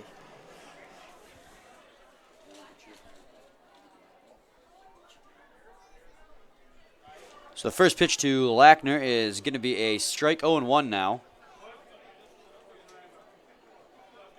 Yeah, Lackner in his first, like you said, Dan, in his first at-bat hitting that double play. Not necessarily how you want to start your career here, but he's got many more at-bats to make up for it. Meanwhile, he hits that one on a line down the right field line, but it's going to be foul. So 0-2 on him. He's got plenty more attempts to get his first base hit.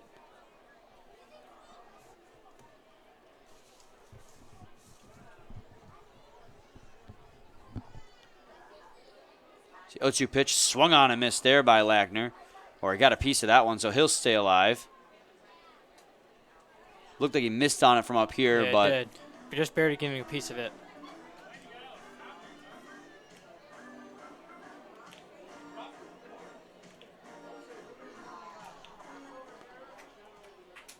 so no balls, 2 strikes on Jamie Lackner. Here comes the pitch from Kennedy. That's going to be driven, but cut by Fuhr on a line over there in the second base. So it'll be 1 out here for the Westside Woolly Mammoths here in the top half of the 5th inning, as the Unicorns look to get a man on base and add to their lead here. Lead at 3-0 here. If you're just tuning in, Mike Rampone in the top half of the 1st inning hit a 2 RBI single to score Brett Balkin and Chris Cruz. Gala Kowski in the 4th added onto that with a solo shot over to left center. So it's 3-0 Utica Unicorns over top of the Westside Woolly Mammoths. Brett Balkin will take for a ball high, 1-0.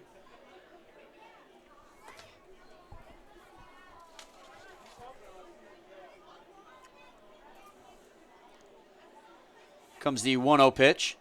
He's going to foul that one off. 1-1 now.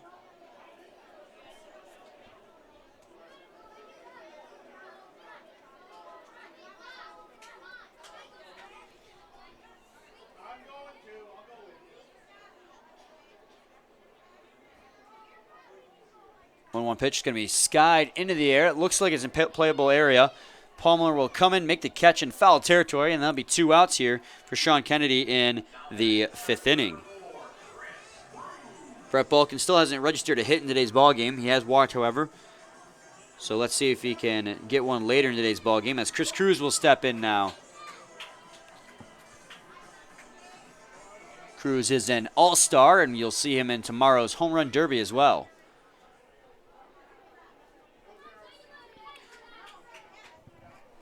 So far this season, Chris Cruz sitting 233.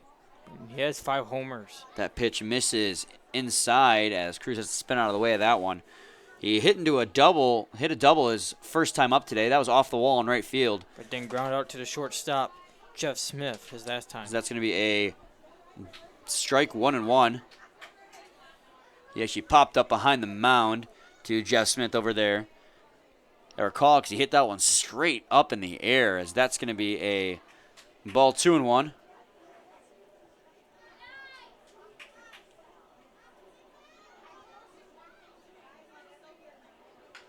He's going to ground that one over to second base into the shift, and that pitch is going to be, or that throw is going to be high over to first, and they're not going to get him. So Chris Cruz will be in successfully. So the Unicorns will do everything right on Cruz there, as they shifted on him and everything, and he hit it right to Fuhrer out there, but they still manage to overthrow, and he's able to get on safely.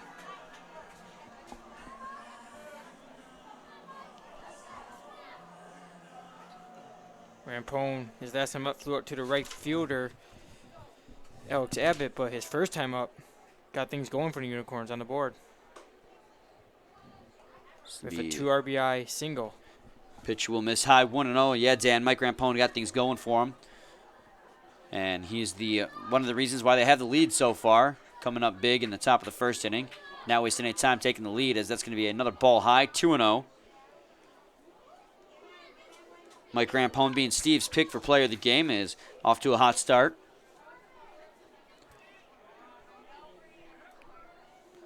The 2-0 pitch is going to be grounded down the third base line. They're going to make the throw down to first base, and they will get Mike Rampone to end the inning. So we are halfway through a ball game here between the Mammoths and the Unicorns. The Unicorns have a 3-0 lead. When we come back to the bottom half of the 5th inning, it's going to be Riley Palmer due up. Following him be Jeff Smith and Sean Wood. So please stay tuned. We'll be back shortly.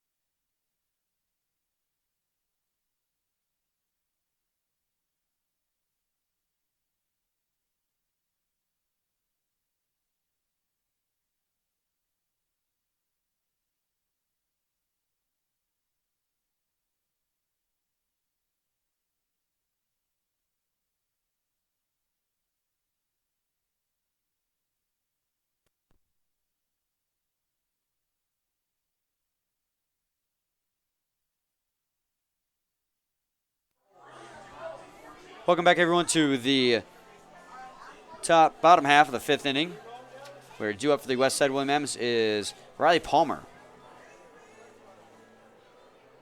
He walked his first time up, but then was also caught stealing. It was a strikeout throwout for Greg Jones. He's thrown out 2 players trying to steal so far in this ball game. As the first pitch to him is going to be a strike as he swings and misses at it. Before coming into this ball game, Palmer's been hitting .208, has 16 hits, 3 home runs, and 11 RBIs. 0-1 pitch is going to miss outside. 1-1 now.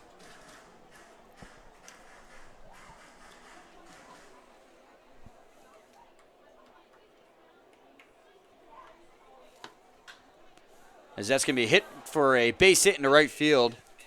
Just out of the reach of Reynolds' glove. So another leadoff runner for the Westside Woolly Mammoths in today's ball game.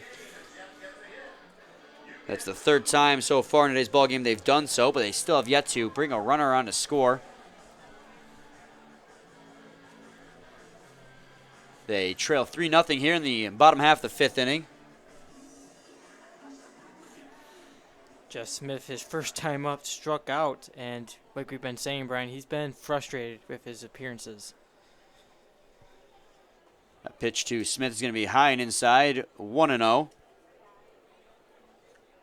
But he can break out of it.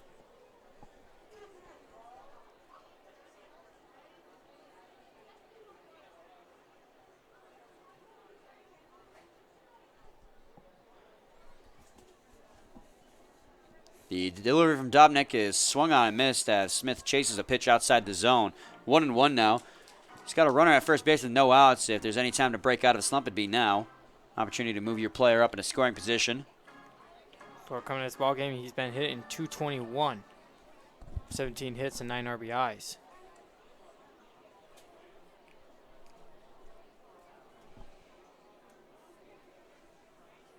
One pitch is gonna miss outside. 2-1 on Smith.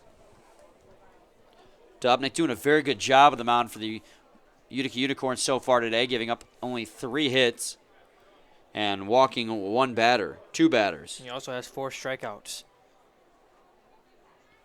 Comes the 2-1, and that one's going to be flared over to right field. On the run is Schaefer, who will get underneath it and make the catch. So that'll be 1 down here in the bottom half of the 5th inning as Sean Wood will come in with a man on. Sean Wood, his first time out, struck out as well.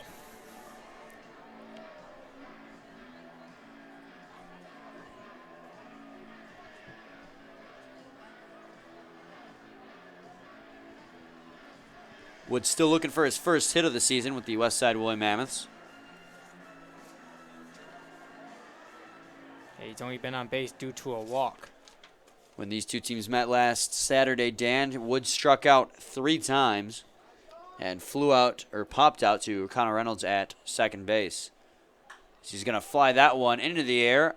Coming in is Schaefer underneath it and will make the catch in right field. So 2 outs in a row that were hit out to him in right field.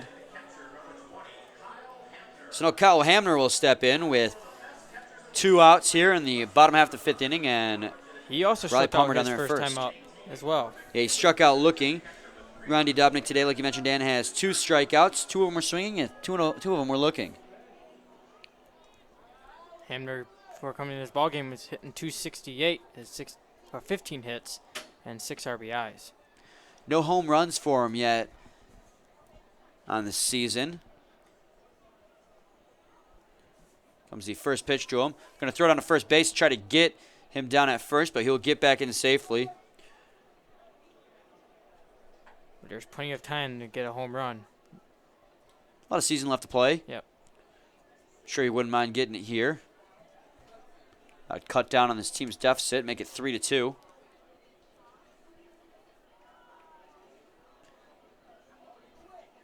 Comes the 1-0 pitch.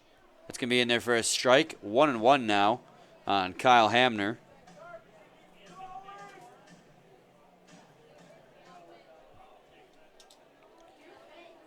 The Westside Woolly Mammoths still have yet to advance a runner past first base. They haven't had a runner in scoring position at all in today's ball game.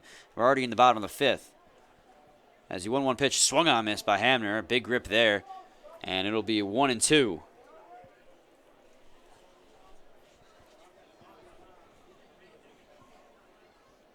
So 1 ball and 2 strikes and 2 outs and a 3-0 lead for the Westside or Utica Unicorns. Westside Woolly Mammoths look to try to get on the board here in the bottom of the 5th.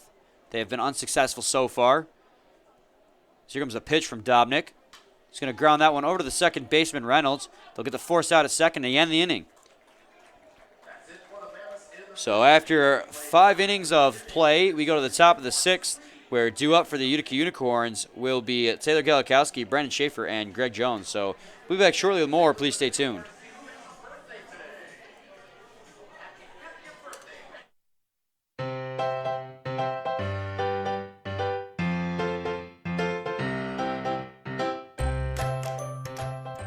Unicorns. Diamond Hoppers all the way. The Utica Unicorns. I like the Beavers. I like the Beavers too.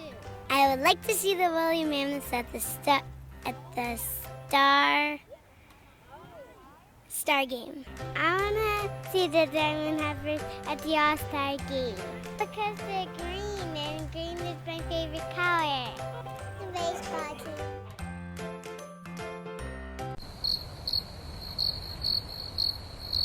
Where famous people come together and they watch a game. So it's like famous people, like famous baseball players, have like a game against each other. See you at the All-Star game. See you at the All-Star game. See you at the All-Star game. See you at the All-Star game.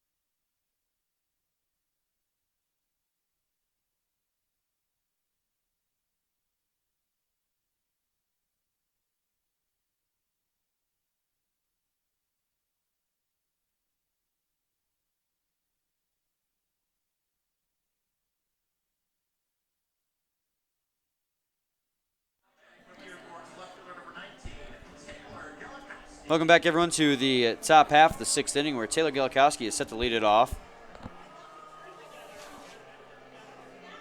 His last time up was a solo shot, Brian. I mean, we didn't really think it was going to get out. He hit that one over in left center field, as he's going to hit that one for a base hit in the right side. Maybe not, as Fuhr cuts it off, but the throw won't be in time, as Kennedy couldn't get there in time. Gala Kowski, with all that speed, beat Kennedy to the bag. So Gala Kowski out on the second base hit of the ball game.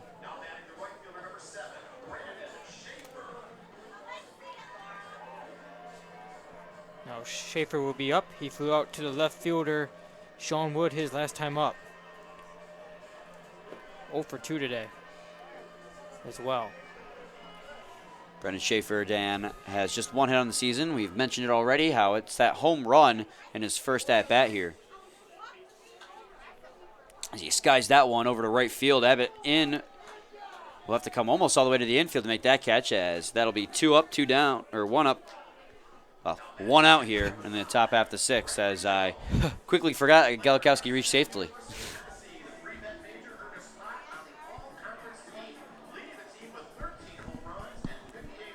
So Greg Jones will stand in now. The Westside Woolly Mammoths have action in their bullpen, and it's the right-hander Josh Mason warming up. First pitch to Jones, going to be swung on and missed. 0-1 now on him. Greg Jones has had a couple spectacular plays from behind the plate. He's thrown out 2 runners trying to steal. Yes, he has. Been right on the money. As that one's going to be drilled on a line down right field. That's going to stay in fair territory. That's going to land over there by the wall. That's going to be an extra base hit as Greg Jones rounds first base and stops at second. And Taylor Gala Kowski will stop at third. So a double for Greg Jones will put runners at second and third for the Utica Unicorns. And that would be the Unicorns' 8th hit in this ball game.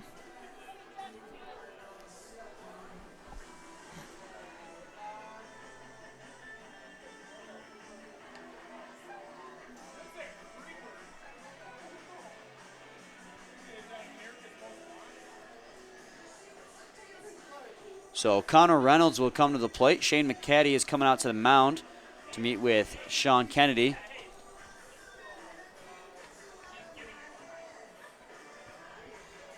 This may be a visit just to buy time for Josh Mason out there in the bullpen, as it looks to be what that is.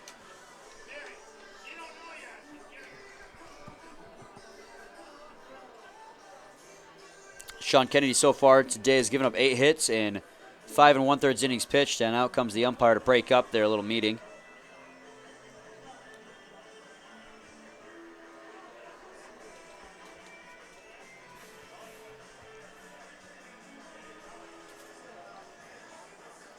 Sean Kennedy coming off a great outing last time they faced the Unicorns. He went 6 in that game, only giving up 1 earned run and 6 hits.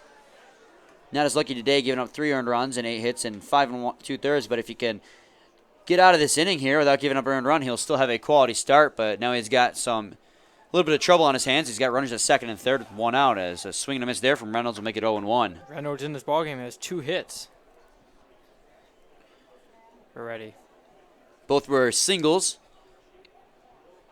Last one was over to left field, so let's see if he can continue that here. He's got a multi-hit game going, as that one's going to be hit to right field this time. That's going to drive in 1 run, maybe 2, as rounding third base is Craig Jones, and he will come in safely. Reynolds is having a really good ball game. Yes, he is. Now he's 3 for 3 with 2 RBIs. It's now 5-0 Unicorns. So now with 1 man on at first base and 1 out, Nico Lolio will step in.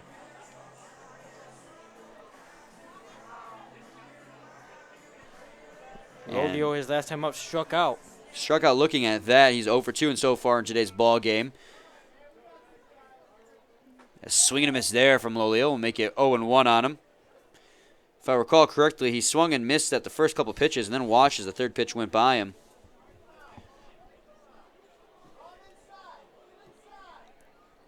Oh, 1 pitch is going to be a ball outside, 1-1. That one barely missing the strike zone.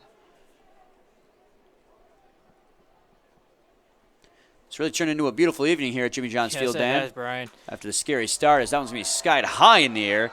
Hamner with his mask off behind home plate will try to make the play, and he will make the catch behind home plate. That'll be 2 outs here in the bottom half of the 6th inning.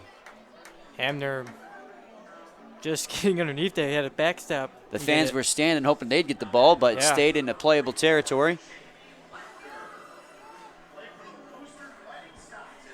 Jimmy Lackner will step in now.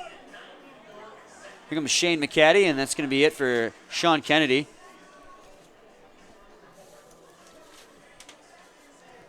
Sean Kennedy goes 5 2/3 innings pitched, giving up 9 hits, 5 runs, all 5 earned.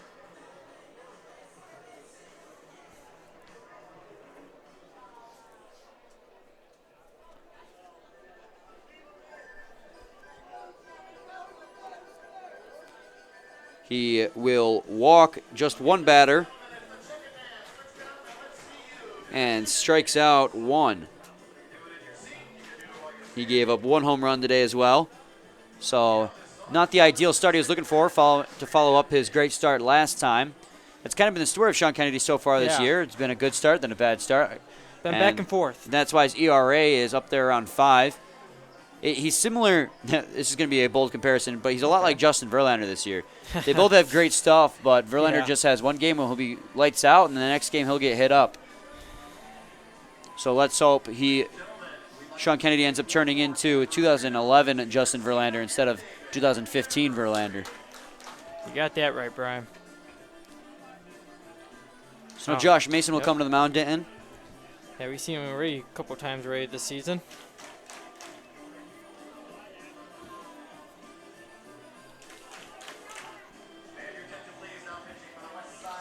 So far this season, Josh Mason has 12.5 innings pitched, has 2 wins, 0 losses, has given up 9 hits, 7 walks, 13 strikeouts, given up 4 runs which were earned, an ERA of 2.84, and a WHIP of 1.26. Josh Mason, Dan, is doing phenomenal this season out of the bullpen for the Westside Woolly Mammoths. Yes, he is, and he's definitely the go-to guy right now, especially with his Woolly Mammoths down by 5.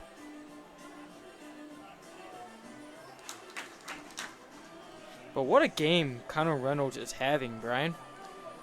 Yeah, Connor Reynolds is 3 for 3 today with 3 base hits and 2 RBIs after that 2 RBI base hit just a moment ago, driving in the runners from second and third base, Taylor Gala Kowski and Greg Jones. Greg Jones hit that double down the right field line, landing on the warning track out there by the foul pole. So Jamie Lackner will step in for his third at-bat of the ball game. He lined out to the second baseman, R.J. Fuhr, his last time up. And he's going to ground that one over to the second baseman. So Mason comes in here in the bottom half of the 6th inning. It throws one pitch and gets the out.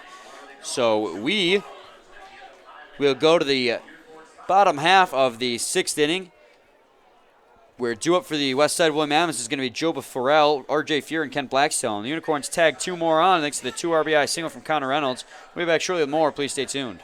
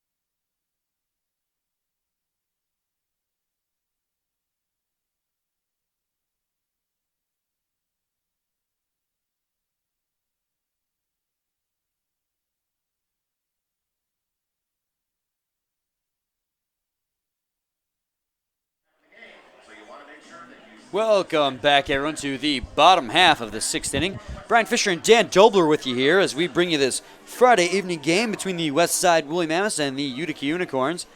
Utica Unicorns, Dan, now have a 5-0 lead after they scored 2 more runs in the top half of the inning. And that was thanks to Connor Reynolds. Connor Reynolds had that 2 RBI base hit. He's 3 for 3 in today's ballgame. Definitely a strong showing from him. Yeah. And now Randy Dominik back out there here in the 6th, doing a great job. Yeah, he's this done evening. Great through 5 innings as he's only given up 3 hits as that one's fouled off by Joe Farrell, 0-1. In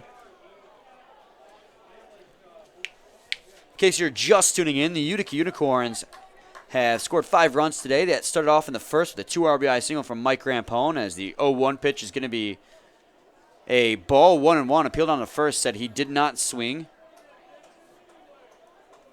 And after the 2 RBI base hit, a solo shot from Taylor Gala Kowski out to left center field made it 3-0. And now a 2 RBI single in the top half of the inning from Connor Reynolds will make it 5-0. So that's how we've gotten to where we stand. The 1-2 pitch is fouled off. It'll be, or 1-1 pitch is fouled off, and they'll make it 1-2. Joe Farrell walked his last time up. Yes, he did, Dan. And the starting pitcher for the Woolly Mammoths, Sean Kennedy, was chased last inning as Farrell swings and misses at that one. And will go down on strikes. So 1 out here for Randy Dominik as he continues to make quick work of the Westside Woolly Mammoths. R.J. Fuhr will step in now.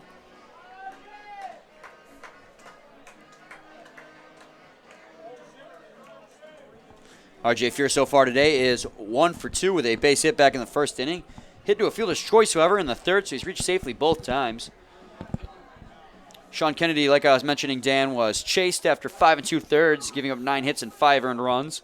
Josh Mason came in to close out the last half inning, threw 1 pitch, and ended up getting Jamie Lackner to ground out.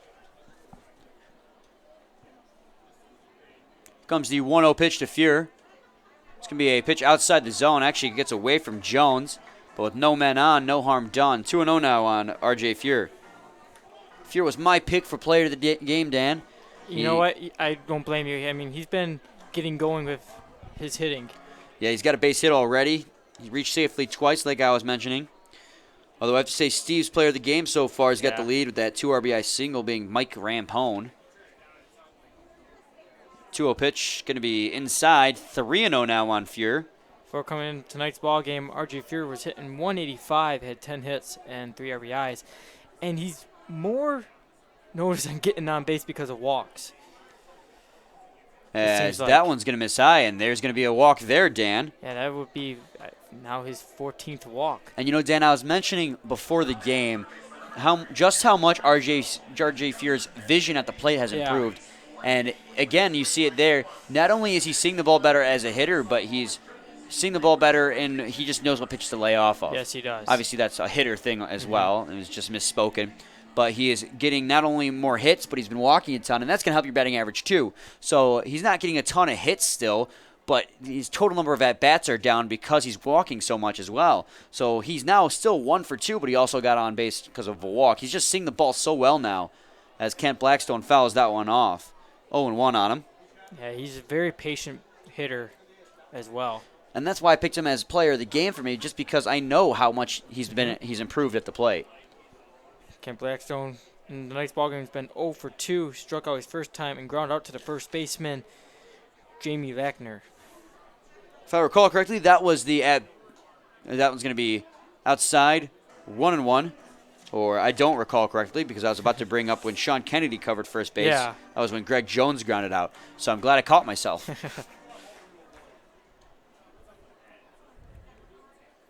Coming in tonight's ball game, Blackstone's been hitting 288, has 19 hits, 2 homers, and 22 RBIs. The 1-1 pitch is going to be outside to Blackstone, be 2-1 now. Blackstone, who has been hot the last couple weeks, he's been hitting for RBIs. Yeah, he's gotten got 6 last weekend, and I believe he had 4 RBIs the weekend before, so he's got 10 of his 22 RBIs in the last 2 weeks, although he's still searching for his first hit here. As the 2-1 pitch will be swung on and missed by Blackstone. Big rip there, an 89-mile-an-hour fastball outside the zone. So count will fall even now at 2 apiece. R.J. Fuhr still down there at first base after hitting a leadoff walk. And no one really holding him on. And I was just about to bring that up. Lackner doesn't seem too concerned at first base. No. As that one's going to be hitting a foul territory. R.J. Fuhr was caught stealing before, so. Well, Greg Jones has a couple of great throws down to second so far today. He's been right on the money. Maybe they've decided just not to test that arm anymore.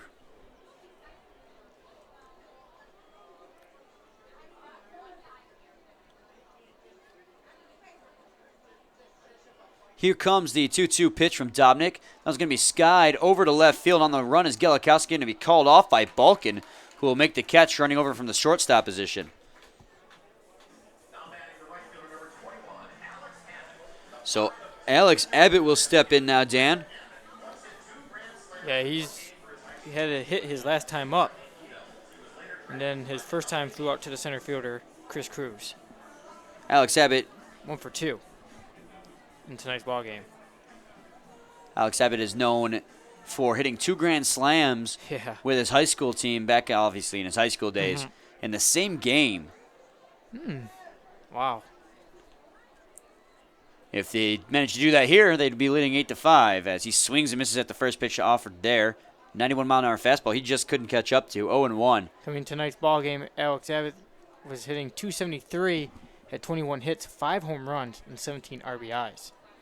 Abbott's definitely leading Westside Woolly Mammoths in home runs, and doing so with a pretty big lead in that regard, as that's going to be grounded over to the first baseman Lackner, who will tag first base and end the inning. So Randy Dominik now has 6 dominant innings as we go to the top of the 7th, where due up for the Utica Unicorns will be Brett Balkin, Chris Cruz, and Rampone, the 1-2-3 hitters for him. So we'll be back shortly with more. Please stay tuned. It's a 5-0 lead for the Unicorns. Hey, it's Matt Derry out here in right field in front of the merchandising tent and the trailer. We're having a blast. Get your USPBL gear right here. We've got 24 different kind of hats. We've got jerseys, pennants, foam figures. This Westside Woolly Mammoths jersey is straight fire. You've got to get these jerseys, these hats, everything out here in right field. And, of course, the merchandising area behind home plate in the grandstand. Check it out.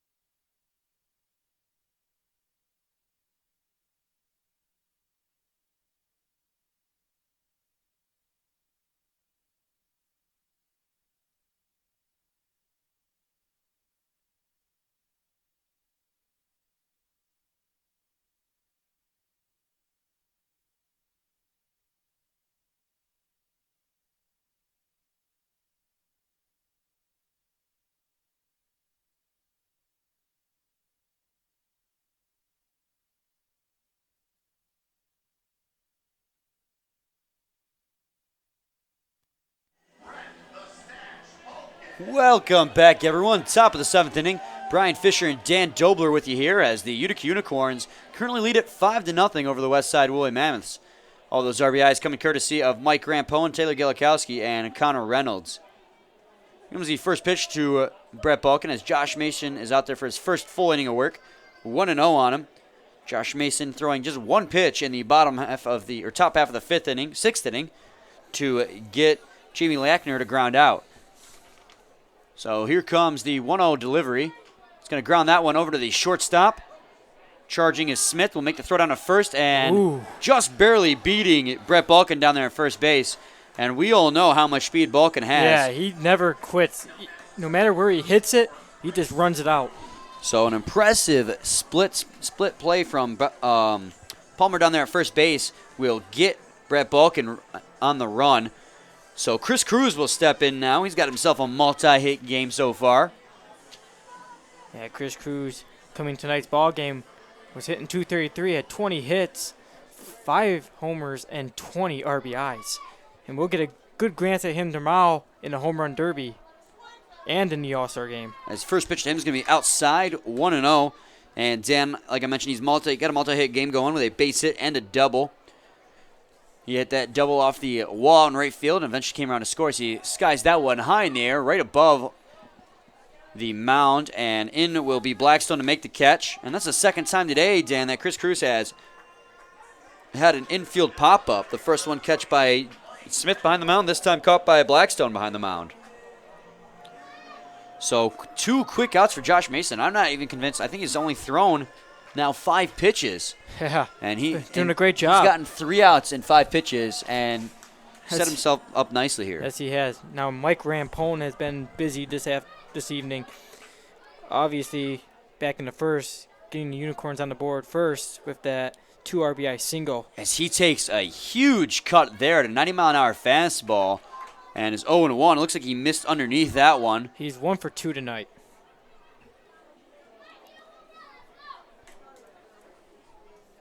The 0-1 pitch is going to be a strike. 0-2 now. My correction, 1 for 3. That I'm sure the 1 for 3, his teammates will forgive him, however. because of that 2 RBI base hit that gave his team the lead back in the first inning. They've been rolling since then as the 0-2 pitch is going to be low in the dirt, 1-2. And Dan, the Unicorns have been playing a all-around complete game so far. Yes, they have. Randy Dominik on the mound, his defense behind him, and the offense as well, all together have just been dominating the Mammoths so far to this point. So 1-2 pitch is going to be grounded foul on the third base line, so Rampone will stay alive.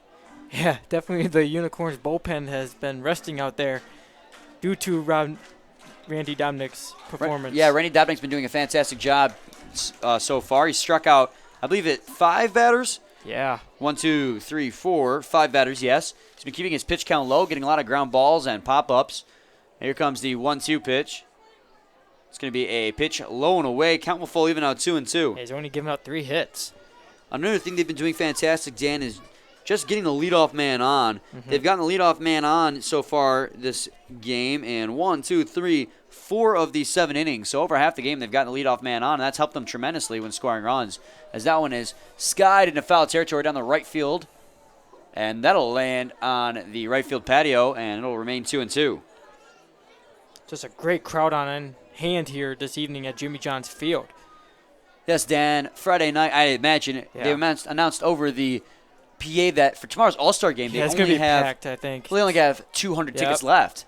So it's going to be a packed ballpark tomorrow as that one's bounced in there. So 3-2. So if you haven't gotten your tickets yet, I would get on it real quick. I would highly recommend buying your tickets very fast, yes, because they are going to sell out very quickly, especially as we come closer to the game time.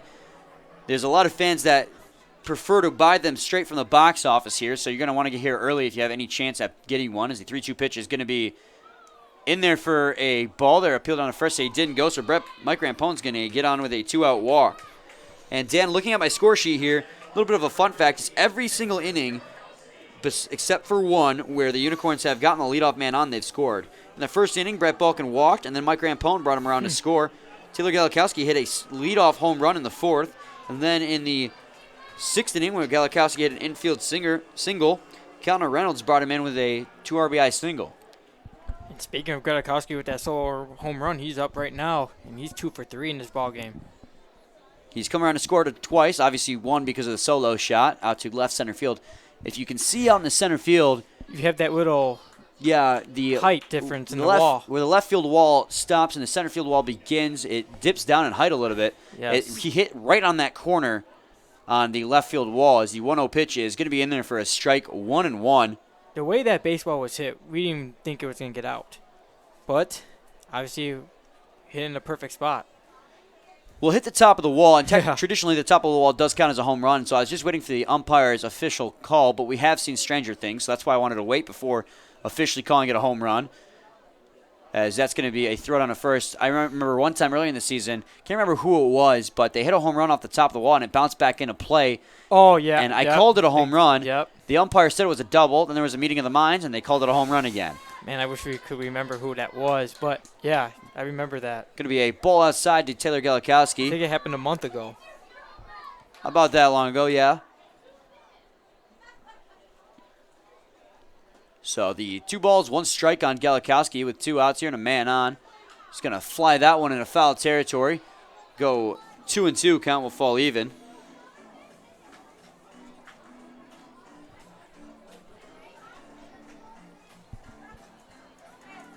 Gala Kowski obviously a massive threat at the plate for the Utica Unicorns. He's got his league-leading 8th home run of the season earlier in today's ball game, as we just mentioned. Here comes the 2-2 pitch. Swung on and missed there, and that's a big out for Josh Mixon, striking out the dangerous Taylor Gala Kowski.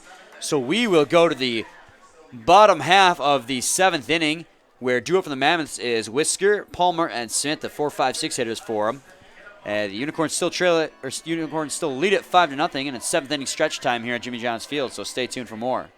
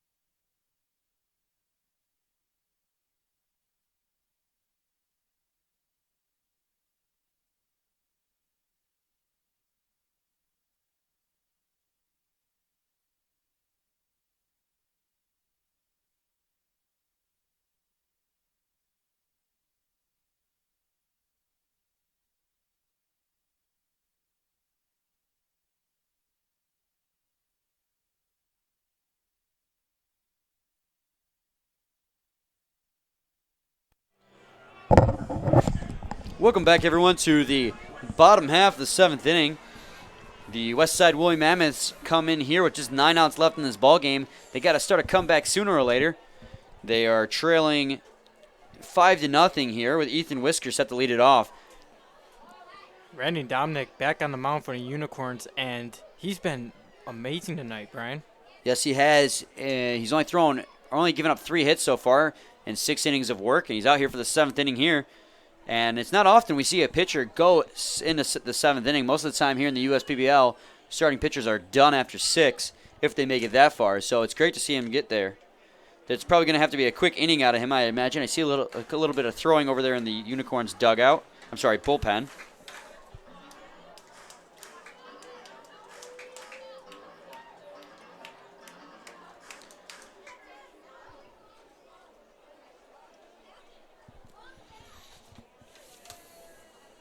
And Ethan Whisker is going to return all the way to the dugout to get a new bat. He broke his bat on that last attempt. And warming up in the Unicorns bullpen is Jeremy Graff.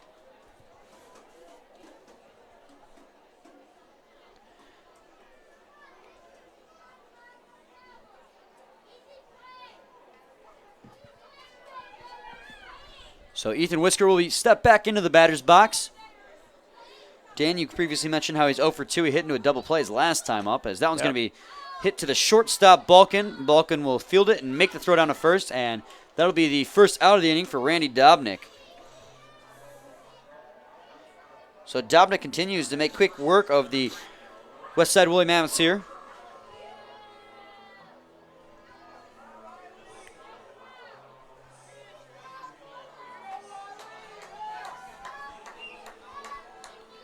So Riley Palmer, Riley Palmer will step in now. He's 1 for 1 this evening. Got himself a base hit and a walk, so he's reached safely in both appearances so far.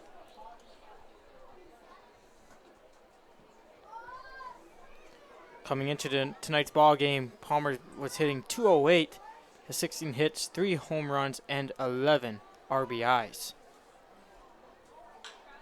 He's going to ground that one over to the second baseman. Reynolds will make the play down the first, and another quick out for Randy Dominik. He's been cruising, Brian. He's done a great job this evening. Randy Dominik now is at 99 pitches, so it's increasingly rare for a manager to allow, in the USPBL, the pitcher to approach 100 pitches. I feel, obviously, if he can get out of here, he'll be done for tonight. I'm sorry, that last pitch was the 100th pitch, so here comes pitch number 101, as that's going to be a ball outside, 1-0 now. Randy Dominik deserves to be out here for the 7th inning, yes, even though he has crossed the 100-pitch threshold. He's earned it out here as that one's skied in the air. 1-1 now. Jeff Smith tonight is 0 for 2. Struck out his first time and flew out to the right fielder, Brandon Schaefer, his last time. That one's going to land in the stands.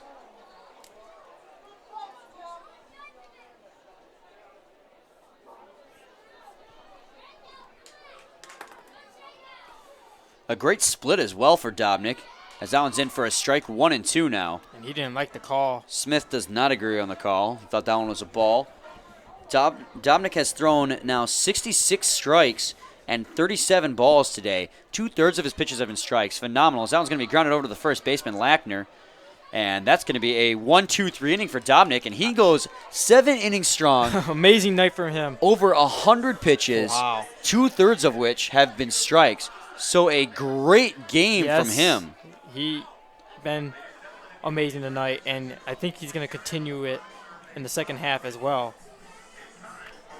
So we go to the top half of the 8th inning. We're due up for the Utica Unicorns is going to be Brandon Schaefer, Greg Jones, and Connor Reynolds. So we'll be back shortly with more. Please stay tuned. Got a mask on here for you. Ladies and gentlemen, at this time, please direct your attention to the video board. Someone has a very important question to ask. Oh my goodness!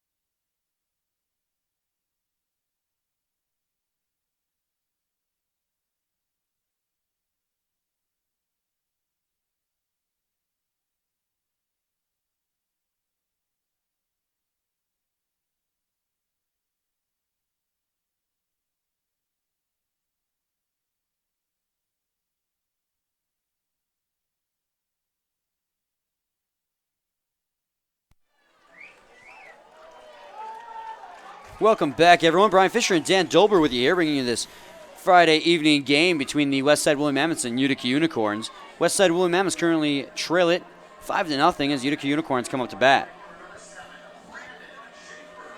Dan, we got a little bit of a pitching change here. Yes, we do. It's their left-hander Joel Sharon. In 6.5 innings pitched so far this season, has a win, does have no losses, has given up 5 hits, 10 walks, 8 strikeouts, 6 runs which were earned, an ERA of 8.10, and then a WHIP of 225.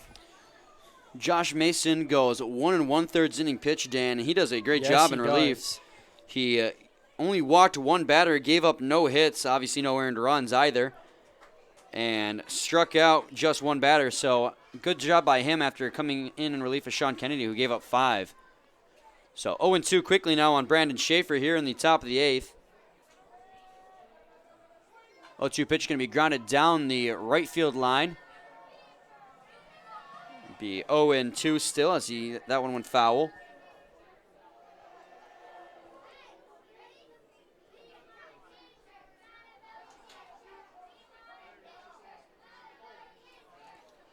Comes the 0-2 pitch. It's going to be skied foul, or remain 0-2 now.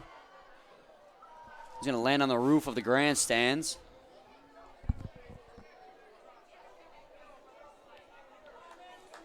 No balls, 2 strikes, no outs here in the top of the 8th inning for Brandon Schaefer. Utica Unicorns currently have a 5-0 lead as they look to add to it here in the top. That's going to be in there for a strike, and Schaefer knew it as he did. Stomped his foot in frustration. He strikes out looking, and Greg Jones will come up to bat now.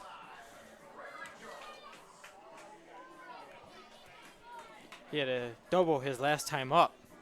Jones is having himself a good game. He's 1 for 3 with that double, like you mentioned, and he's thrown out 2 runners trying to steal. It's his 4th plate appearance. Joel Sharon in need of a good relief appearance.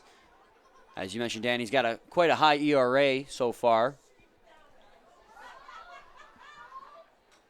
He's going to foul that one into the glove. Or, I'm sorry, Hamner's actually going to drop it behind home plate, but it'll be a strike anyways as he fouls that one off, 0-1.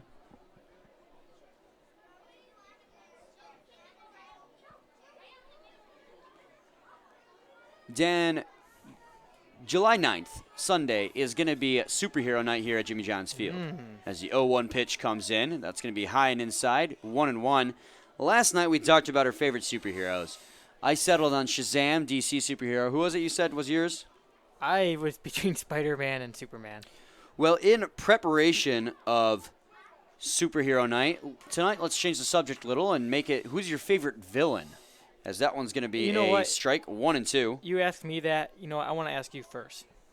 You're turning the table on me. Turn the table. All right. I have to say, by far, my favorite DC villain is Batman's Joker. All right. Swing and a miss there on Jones, and he's going to strike out, swinging 2 strikeouts for Joel Sharon to start his relief appearance. And I know you're going to laugh at me when I say this. I like the Green Goblin. It's definitely an interesting pick, but you did say Spider-Man was one of your favorites yesterday, so I'm not very surprised. Green Goblin, I will have to say, is one of the more memorable villains in the Marvel Marvel universe in general.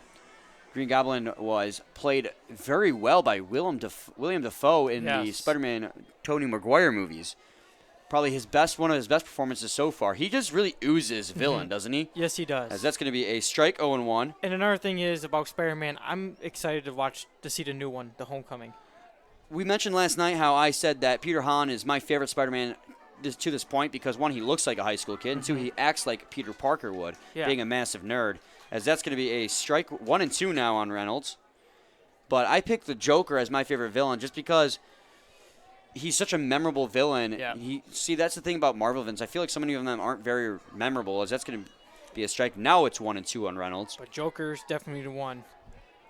The Joker is he's such a complex villain as well. It's not so much he's psychotic, yes, but him and Batman are just foils for each other, Yeah. He's just the complete opposite of Batman, but at the same time, his origin story is so complex too. 1, it's not his official origin story, but if you ever read the comic Killing Joke, it's crazy how he went from a comedian, a failing comedian, to what he is now, as his spirit was broken. And it's 2-2.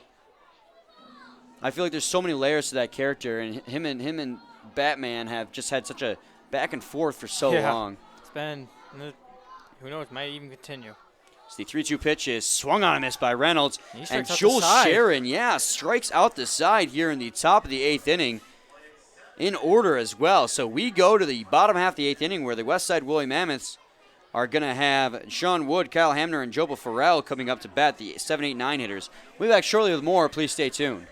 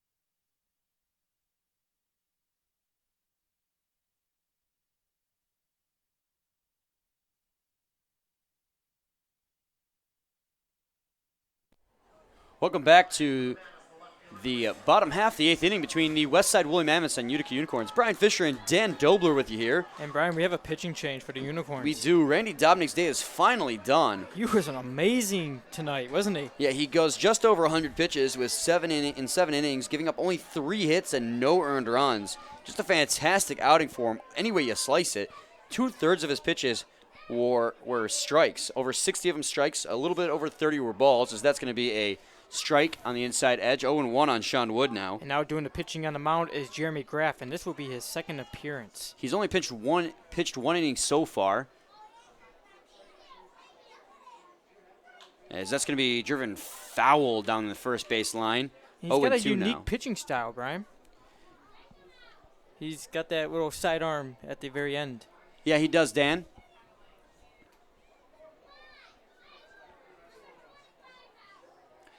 In his one relief appearance so far, he went 1 inning pitch, gave up 2 runs for an ERA of 18, but that doesn't say much with only 1 inning pitch underneath your belt. I mean, the ERA could drastically change if he has a scoreless inning here. So expect to see something out of Jeremy Graff here, following up Randy Dominik's amazing relief starting appearance. So 1-2 pitch is going to be fouled off. Wood is staying alive. Sean Wood is 0 for 2 so far today. He struck out and flew out in his 2 plate appearances so far.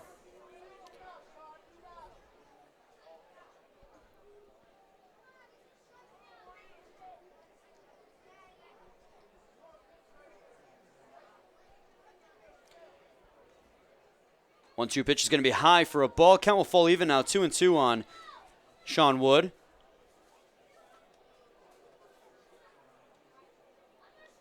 Sean Wood in here in the bottom of the 8th inning is going to try and get something going for the Mammoths as they trail 5-0. It's going to be another foul ball. 2-2 it'll remain.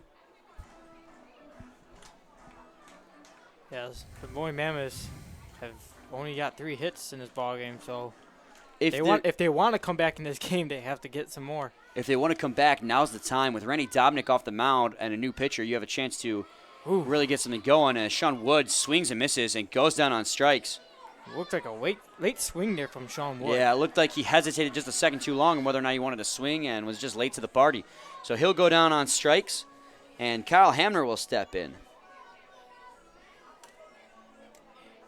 Hamner tonight is 0 for 2 as well. Struck out his first time and then grounded out into a force out at second.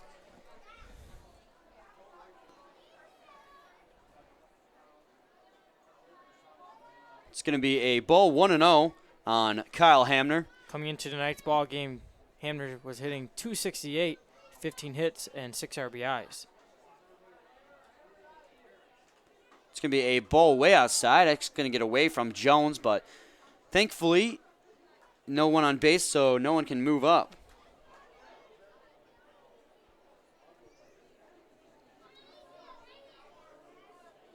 I'm telling you, Brian, I'm looking forward to tomorrow, especially with the All-Star game and the Home Run Derby. Home Run Derby is definitely going to be something interesting to watch. It'll be our first time ever calling Home Run Derbies. That's going to be grounded over through for a base hit, just past the second baseman Reynolds. So Kyle Hamner is on for the first time today. So now with 1 out and 1 man on, Joba Farrell has a chance to get something going for the Mammoths. That's just their 4th hit on the ball game. His last time up, he struck out. He's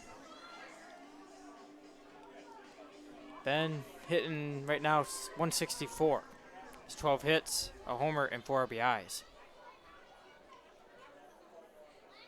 Boy, Mammoths definitely need to get going here if they want to get back in this ball game. They have 5 outs left to do so, and they're down by 5 runs. So divvy that up, 1 run per out. They'll be back in it in no time. If only it was an ideal world for them, right? Yep. They've been struggling. They struggled all game against Randy Dominik, who went 7 innings pitched, giving up only 3 hits. But now with the relief pitcher on the mound, maybe they can get something going, as that one's going to be through for a base hit into the right side, and that's going to put runners at first and second with only 1 out. So just as I was mentioning that, they now have finally, for the first time today, Dan, a runner in scoring position. Hey. So now the Westside Woolly Mammoths finally had their first opportunity to score a run, and R.J. Fuhrer will step in to take an at-bat. He's got himself a base hit today. He's 1 for 2.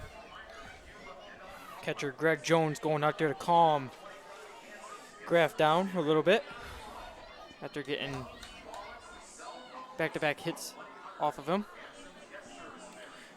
R.J. Fuhrer is 1 for 2 so far today. He had that walk last time up, however. And he was your pick for player of the game this evening. He can do something here for his team, score their first run of the game if he can reach safely, as Kyle Hamner out there could score. Hamner doesn't have a whole lot of speed on the base pads, however, so it's going to... he's going to hit R.J. Fuhrer on the back of the calf. And hopefully he's okay, but yeah, it looks like he's okay. So for the jogging down there. 4th time today, R.J. Fuhrer is going to reach safely, this time from a hit by pitch. He's reaching safely all different types of ways. So Jim Estien's going to come out with bases loaded, 1 out here. And there's a herd of Mammoths on the base pads, Brian. I don't know how to respond to that, Dan.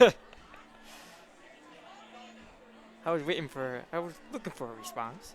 Jim Essien out just to try and calm him down. He's got bases loaded with 1 out now. And for the first time, Westside Woolly Mammoths have something going here.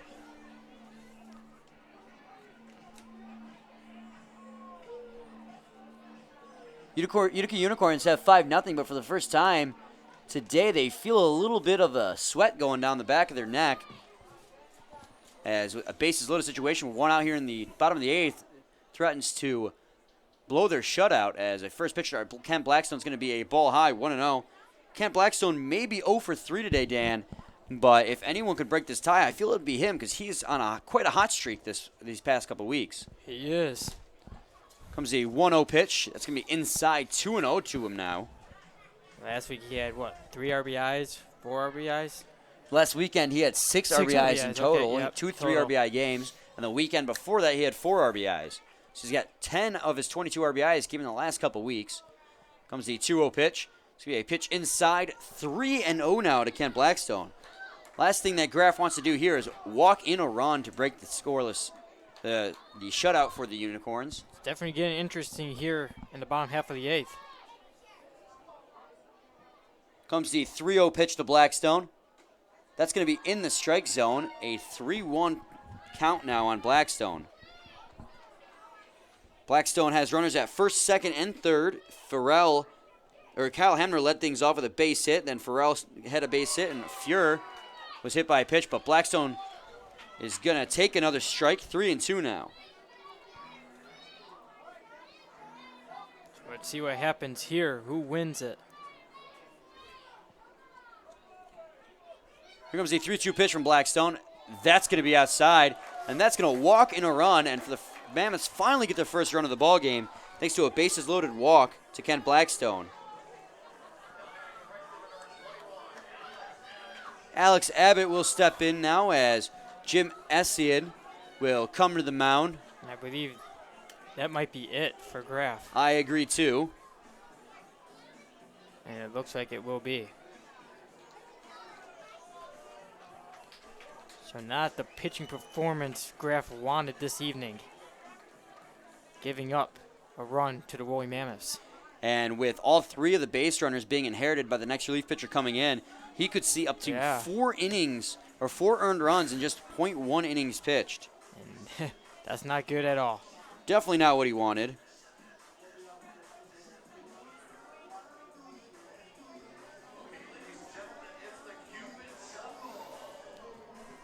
Randy Dominik had an outstanding performance this evening for the Unicorns. Going 7 innings pitched, had 5 strikeouts, 2 walks. They only gave up 3 hits, but now Jeremy Graff got themselves in a bad situation.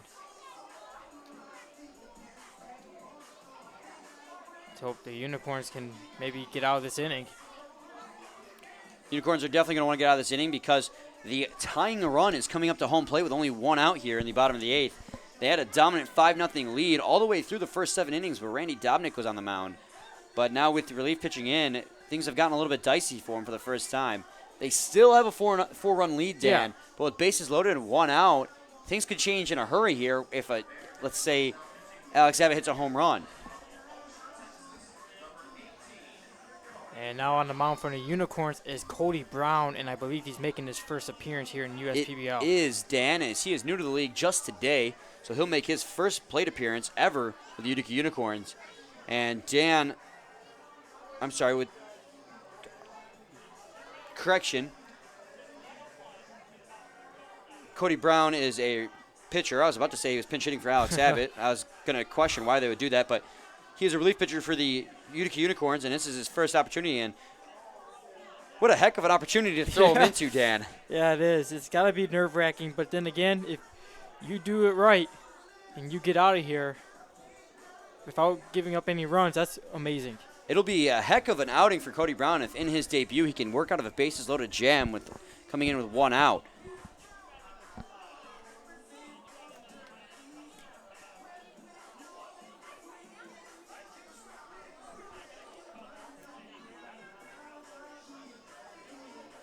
Mr. Appleby here at the ballpark making his rounds, greeting the fans, and that's always great to see. The owner of this beautiful stadium. Yeah, it is always nice to see. As Alex Abbott. Now, Alex Abbott is leading his team in home runs with 5.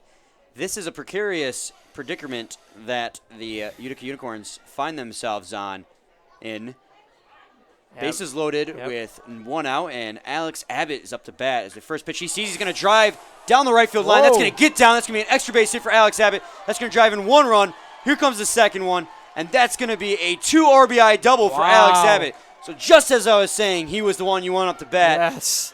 He drives in 2 runs and makes it 5-3, where the Utica Unicorns barely have a lead now. Now those runs will be given to Jeremy Graff.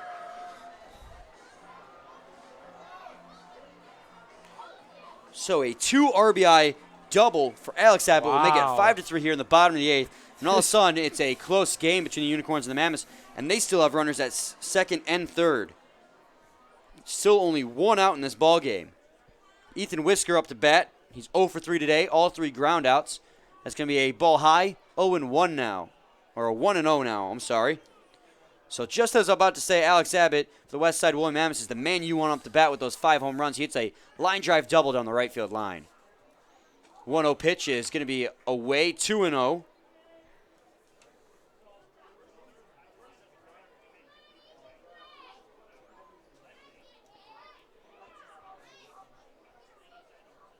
Here comes the 2-0 pitch to Whisker. That's going to be a ball in the dirt. 3-0 now on Whisker. Very quickly here. And things are starting to unravel for the Utica Unicorns. They are. They've walked the bases loaded. A double brought in two. They walked in a run. A double brought in two more. And that's a strike on the outside edge, making it 3-1. And they risk walking the bases loaded yet again.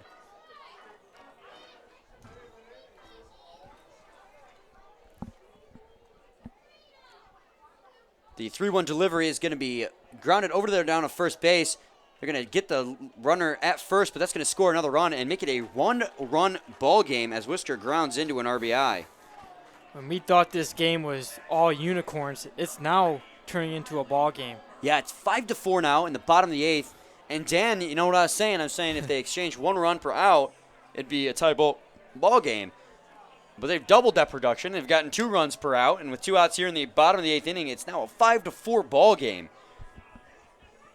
So quality at-bats in the heart of the lineup here have brought in 4 runs, as Riley Palmer, with a runner at third base, can tie the ball game.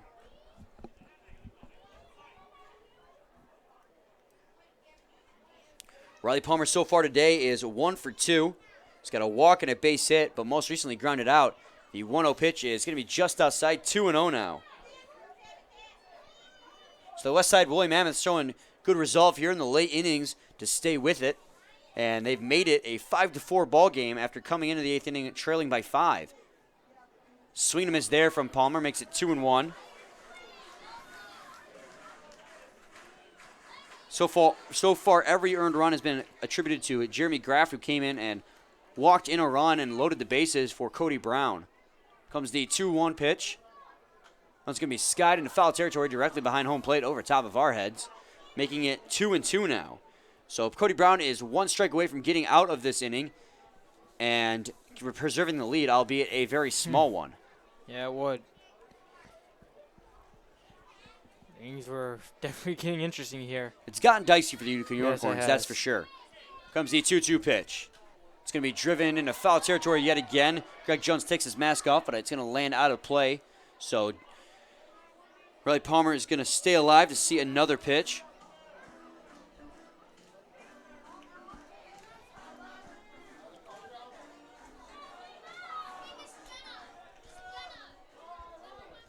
Runner at third base, 2 balls, 2 strikes, 2 outs on Riley Palmer. He can tie the game with a base hit here. And here comes the delivery from Cody Brown. He's going to ground that one foul down by the Unicorns dugout. Palmer definitely not going down without a fight here and an opportunity to tie the game late here.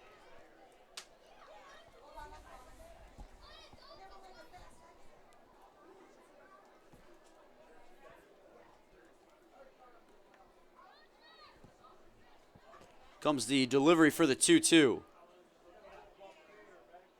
to be a fly ball foul, and that's going to be the 8th pitch of the at-bat now.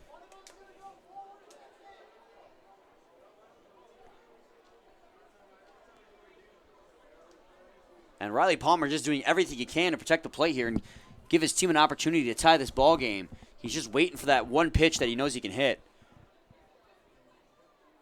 See how clutch he is here as the 2-2 comes in. He's going to ground that one over to the shortstop Balkin. Balkin will make the throw down to first, and that's going to end the inning. Cody Brown comes in relief and preserves the lead, albeit a 1-run lead now. The Westside Woolly Mammoths get on the board big time this inning, and they get 4 runs and make it a 5-4 ball game for the Unicorns as we go to the top of the 9th inning. Due up for the Unicorns in the top of the 9th as they try to get some insurance runs will be Nico Lolio, Jamie Lackner, and Brett Balkin. So we'll be back shortly with more. Please stay tuned.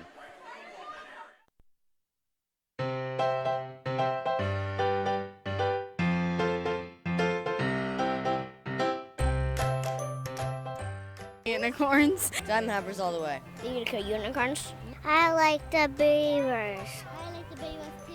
I would like to see the Woolly Mammoths at the Star game. I want to see the Diamond Hoppers at the All-Star game because they're green, and green is my favorite color. The baseball team.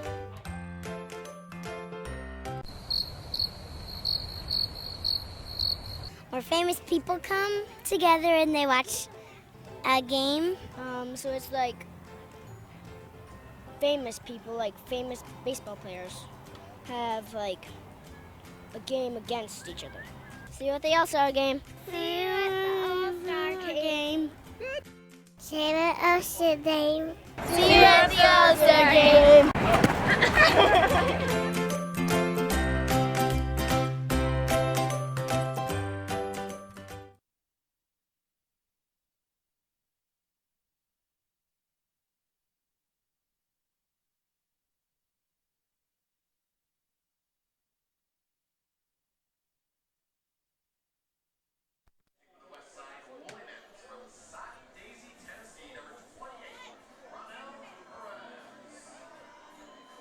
Welcome back, everyone, to the top half of the ninth inning, where the Utica Unicorns just barely have a lead after the Mammoths mount a comeback in the bottom of the eighth, making it 5-4 for the Unicorns. Ranuel Perez is on the mound now for the Westside Woolly Mammoths after Joel Sharon goes 1 inning pitch, striking out the side in order. At first, I thought he would be back out in this inning, but they No want to such try luck. something else. But a great job by him striking out the side, making it keeping the 5-0 deficit the way it was, putting his team in a good position to make a comeback there in the bottom of the eighth. As it's 0-2 now in Lolio after he swings and misses at that one. Unicorns look to get some insurance runs when they head to the bottom half of the ninth to try to close this game out. Nico Lolio so far is 0 for 3 today. And he was my pick for player of the game. As he flies down into foul territory. Blackstone on the run over, will run out of room, so he'll stay alive. So you and Steve both have me beat this evening. My guy RJ Fuhrer reached base safely 3 times. He had a base hit, a fielder's choice, a walk, and a hit by pitch. So he got on in a myriad of ways. But Mike Rampone for the Utica Unicorns is 1 for 3 with a 2 RBI single and a walk. As Nico Lolio is going to call for time. 0-2 on him. No outs. Now a 5-4 ball game after the Westside Woolly Mammoths scored 4 runs in the bottom half of the 8th inning. 0-2 pitch is going to be skied into left field. On the run is Wood. It's going to be a long run for him, but he'll make the catch. Almost overran it out there down the left field line. And that'll be the first out for Ranuel Perez and the Westside Woolly Mammoths.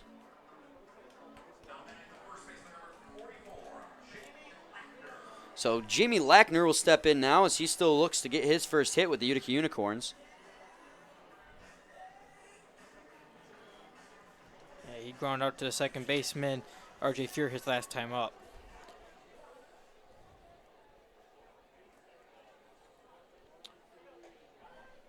First pitch to him is going to be a ball 1-0.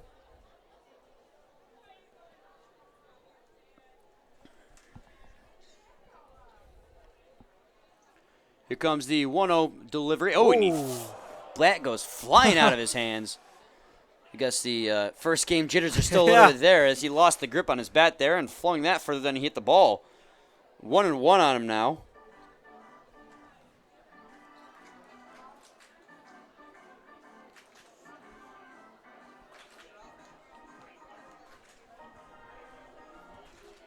After tonight's ball game, we have the fireworks, and let me tell you, folks, if you haven't been to the ballpark and seen them, they are spectacular. We will live stream those for you too if you're interested, and that's going to be a ball outside 2-1. Well, regardless of whether or not you're interested, we are going to live stream them because there are a few out there who do like to watch them.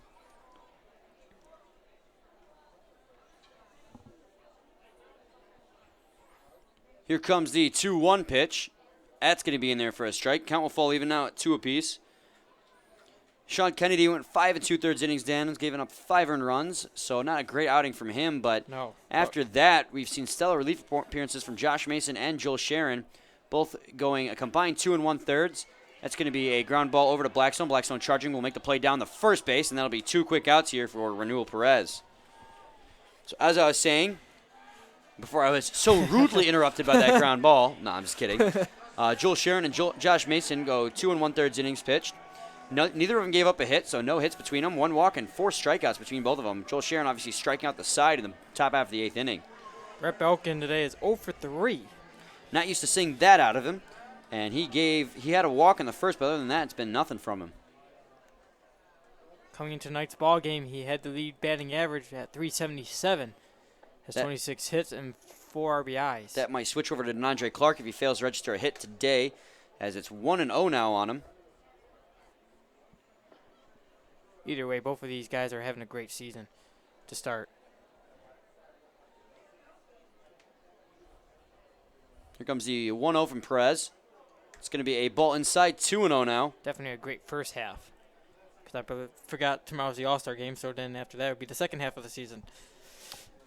Right you are, Dan. Right you are. Here comes the pitch from Perez. The 2-0 is going to be in there for a strike. An 88-mile-an-hour pitch over the heart of the plate. 2-1 now. Major League All-Star game is, what, this weekend? After this weekend? That is happening in Miami as well. Yeah. Today they announced that Justin Upton will be going as a substitute. For Michael Fulmer. As the 2-1 pitch is going to be in there for a strike, 2-2. Because Fulmer would start, what, is it Sunday? It's a little bit of a bummer for Michael Fulmer, but I mean he still was nominated to go, so that's quite an honor. Yeah. And Justin Upton is, I think, deserving to go. He's having himself quite the first half of the season here after a streaky 2016 season. Mm-hmm. So here comes the 2-2 to Balkin. Swing and a miss there, and Balkin goes down on strikes, and that's going to end the inning. Not a good night for him. So Raul Perez goes 1-2-3 here in the top of the ninth. So it's going to be the last call for the Westside Woolly Mammoths. They got 4 in the bottom of the eighth as they look to complete this comeback here in the bottom of the ninth. Leading off for them is going to be Jeff Smith. Following him be Sean Wood and Kyle Hamner, the 6, 7, 8 hitters in the lineup for the Westside Woolly Mammoths. So when we come back, bottom half of the ninth inning, please stay tuned for more.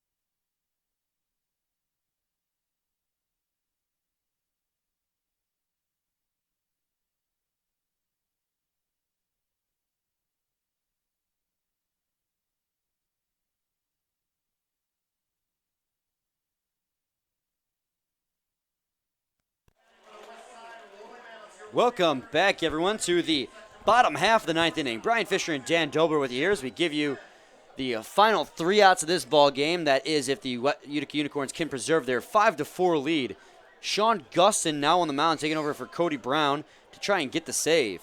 Yeah, Gustin, with 18.5 innings pitch, has given up 19 hits, 7 walks, 23 strikeouts, 8 runs, which were earned, an ERA of 3.86, and a whip of 1.39. And here in the bottom half of the ninth inning, the rain has begun to fall. No. 1-1 now on Smith. Let's hope that it holds off just enough to get this final inning in.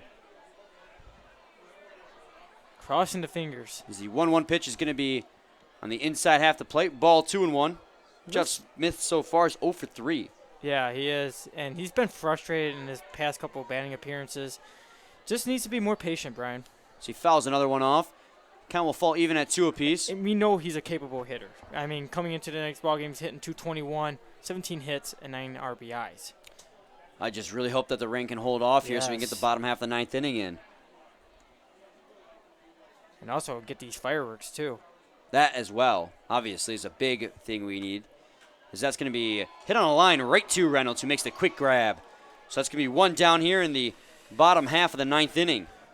As the bad luck for Jeff Smith continues, he made good contact on that one, but unfortunately hit it right to Connor Reynolds at second base. So now Kyle Hamner will step in. He's 0 for 3 today as well. Yeah, he struck out his last time up. Struck out twice in today's game in total. Also, it's a fly out to right field, as that's going to be a strike on the outside edge, 0-1. The rain looks like it's already beginning to slow down. Yeah, we had some weird crowds all evening. Well, actually, it cleared up. Before this game even started. Meanwhile, that ball gets to the legs of Jones, 1-1. Yeah, Dan. It looked brutal. It was around 6 o'clock. It really looked like bad news was coming. We had that cool breeze, usually signifying that a storm was coming as the 1-1 pitch is swung on and missed. 1-2 now on Wood. And then about 7 o'clock, it had moved past us. It really never came over the baseball field. It kind of went around the horizon. Yep. But it looked like it was coming really. It came really close to the field. The 1-2 pitch is going to miss 2-2 now. Kind of fall even. Apparently, I was hearing. I'm looking up, of course, on Twitter. I guess there was a tornado. A touchdown in Clarkston, from what I heard. Then it cleared up and we had blue skies. Then as the sun began to set, it was mostly cloudy. Some were dark, some weren't, as that one's fouled in the netting. Count remained even at 2 apiece. And I thought it was just, I was like hoping that maybe it was just because the sun was going down, so the sun shining on the clouds making them look dark or something like that. But now, obviously, here in the bottom of the 9th, the rain has begun to fall. 2 balls, 2 strikes on Sean Wood with 1 out, as that one's going to be just high. Go to full count now with 1 out on Sean Wood. The Westside Woolly Mammoths scored 4 runs in the bottom of the 8th inning to make it a 5-4 ball game. They need just 1 more run to tie the game with just 2 outs remaining here in the bottom of the 9th. 3-2 pitch going to be fouled off down the left field line into the stands. So it'll remain 3-2 as Sean Wood tries to just stay alive. And if you plan on coming to tomorrow's All-Star game, it's going to be nice. It's going to be 77, partly sunny. And he's going to end up walking Sean Wood. So with 1 out, there's now 1 man on for Kyle Hamner. And if you haven't got your tickets yet, I suggest get on it quick because we only had 200 left. Less than 200 left officially. So Kyle Hamner with a runner at first base is now the game-winning run at home plate.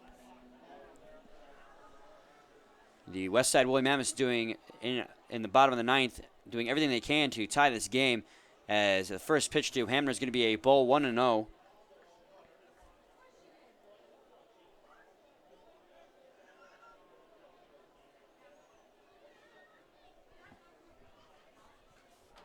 That one's going to go into the netting behind home plate. 1-1 now on Hamner.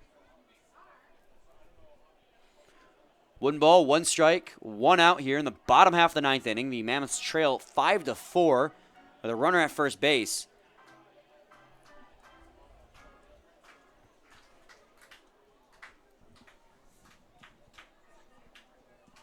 Comes the 1-1 pitch. That's going to be in there for a strike, 1-2. Hamner checked his swing, but that was inside the strike zone.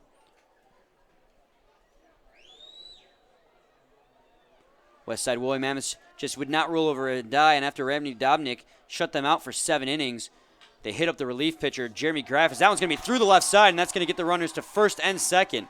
So with 1 out, the game-tying run is at second in scoring position. It is getting interesting here, Brian. A ground ball base hit through the left side for Kyle Hamner has put a runner in scoring position for the Westside Woolly Mammoths, only 1 out. Joe Farrell is stand-in. He's 1 for 2 today. Yeah, he had a hit his last time up.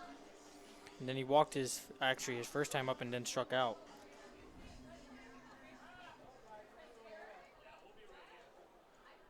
The rain continues to fall. It looks like it's just a sprinkle at this point. Here's the first pitch to Farrell. It's going to be high for a ball, 1-0. Runners at first and second for Joe Farrell. The game-winning run at first base and Kyle Hamner with only one out here. They scored 4 runs in the bottom of the 8th to make it a 5-4 ball game. The 1-0 pitch is going to be fouled off into the netting. 1-1 now on Farrell.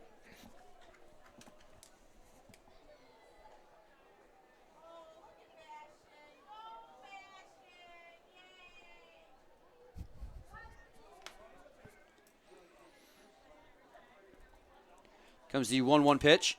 That's going to be down low for a ball. 2-1 now.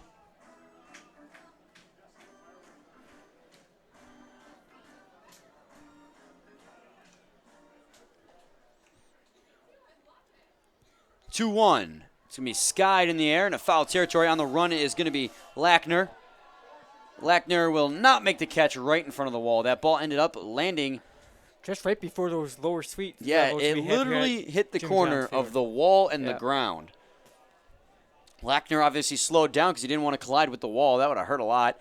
So he was unable to make the play.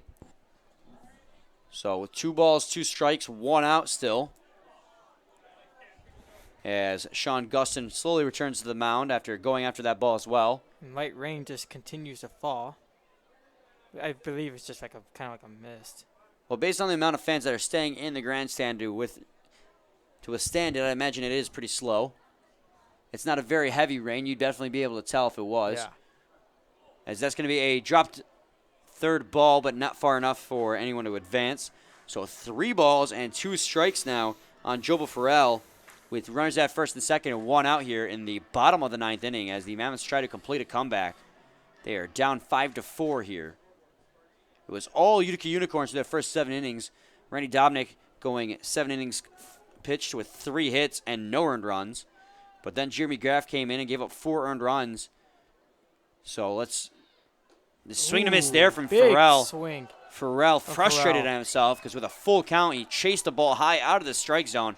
He could have walked and loaded the bases, but instead there'll be 2 outs with the runners at first and second for R.J. Fuhr. Big strikeout there for Sean Gustin, and now he's just 1 out away. So we're down to the final out here as R.J. Fuhr will step in. He is 1 for 2 today. And you can bet Randy Dominik is right now biting his fingernails because he hopes that Sean Gustin can get out of here and he can get the win. Dominik has done everything he could humanly possible to give his team the win here. So they try not to choke away the lead. It's going to be a ball 1-0. R.J. Fuhr has reached safely in all 4 of his at-bats. A base hit, a fielder's choice, a walk, and a hit by pitch have gotten him on base today. So he's officially only 1 for 2.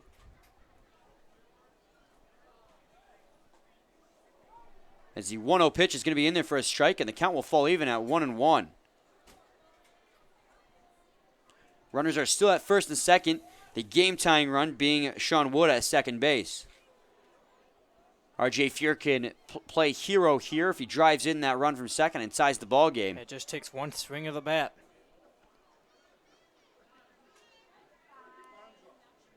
Here comes the 1-1 pitch. He's going to ground that one over to the shortstop, charging his Balkin. Oh, a collision!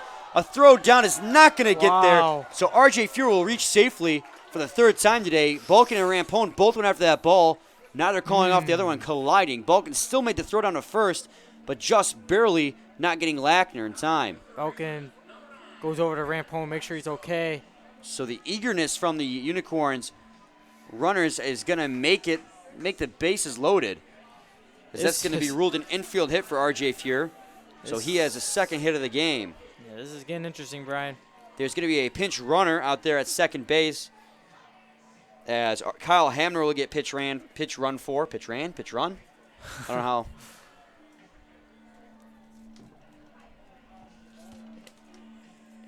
And it would be Hagen Wilkie. So Hagen Wilkie is going to be pinch running for Kyle Hamner out there.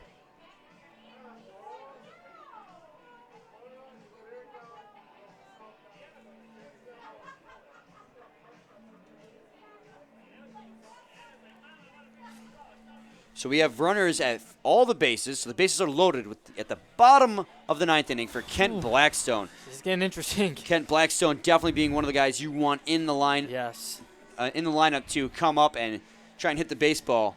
Him and Alex Abbott have been hot lately. Kent Blackstone walked in a run last time up in the 8th inning, and he can play hero here and win the game with runners at second and third down by 1. Here come the first pitch to him is going to be a ball 1-0, and it's come down to the wire here for both teams. This at bat will determine whether or not we go to extra innings, or possibly if the game ends. Here comes the 1-0, and that one's going to be fouled into the stands, 1-1.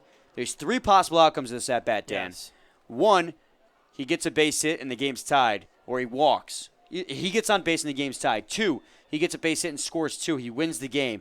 Or he gets 3, he gets out, and the Unicorns win. So there's definitely a down-to-the-wire moment with a 1-1 count. Here comes the pitch. He's going to check and swing on that one, but they're going to say he goes. 1-2 now on Kent Blackstone. And I'm definitely at the edge of my seat. I don't know about you. So Kent Blackstone and the Westside Woolly Mammoths are down on their final strike with bases loaded and 2 outs here in the bottom of the 9th inning. They look to complete the comeback as they are down 5-4.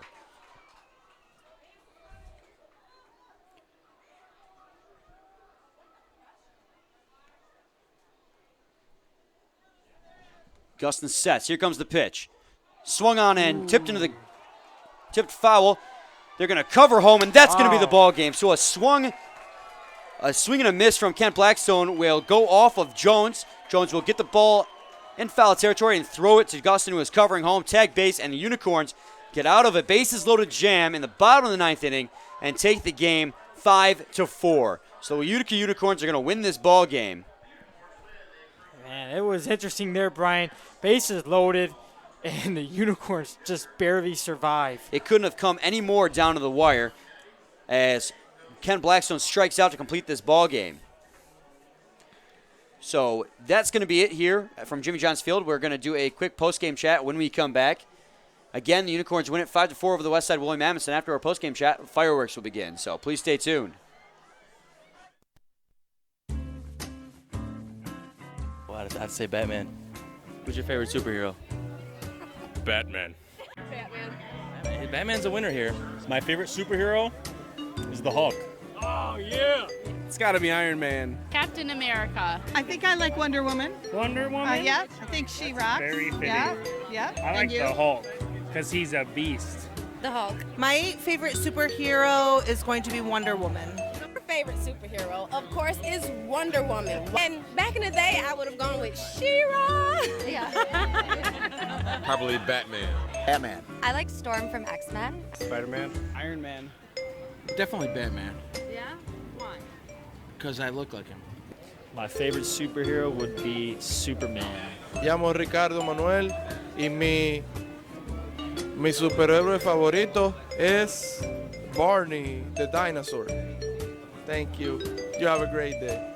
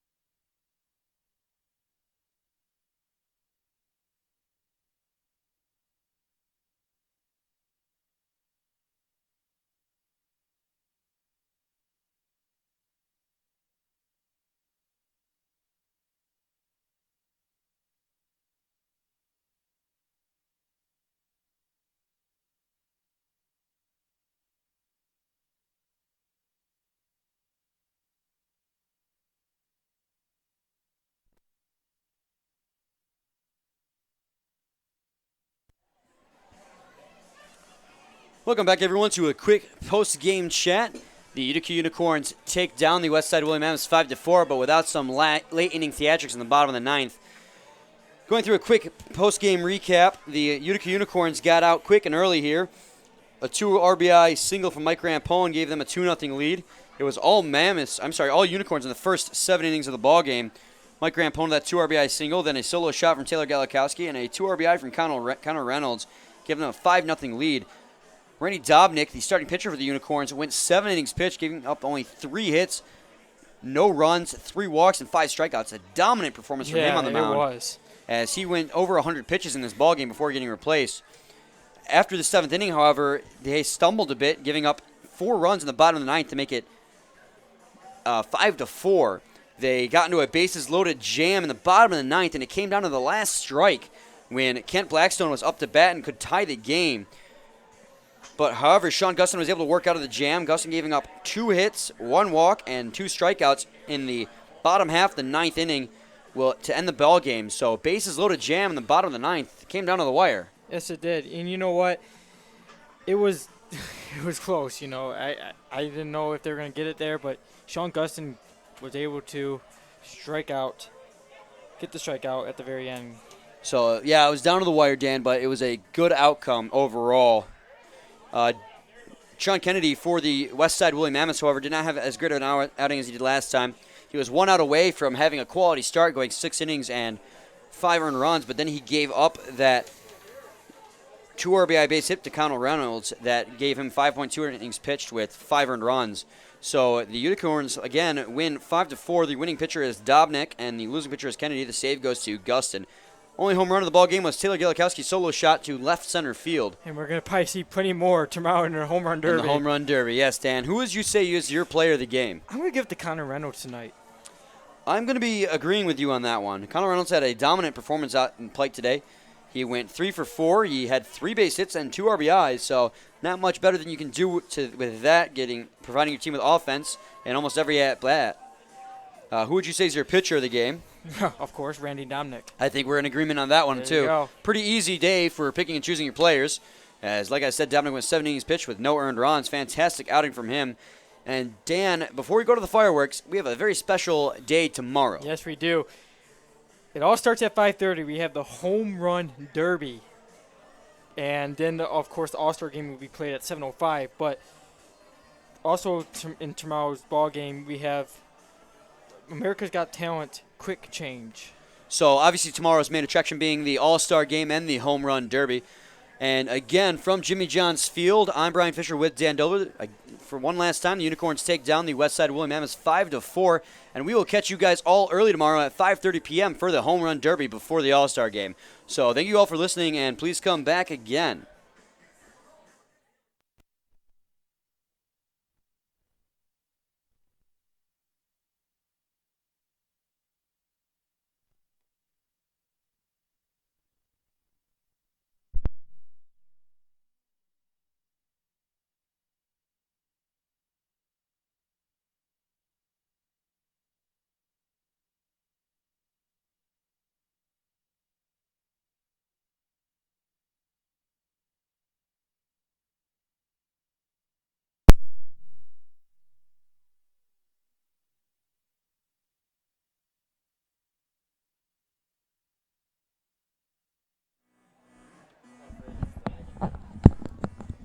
Can you turn the scoreboard off?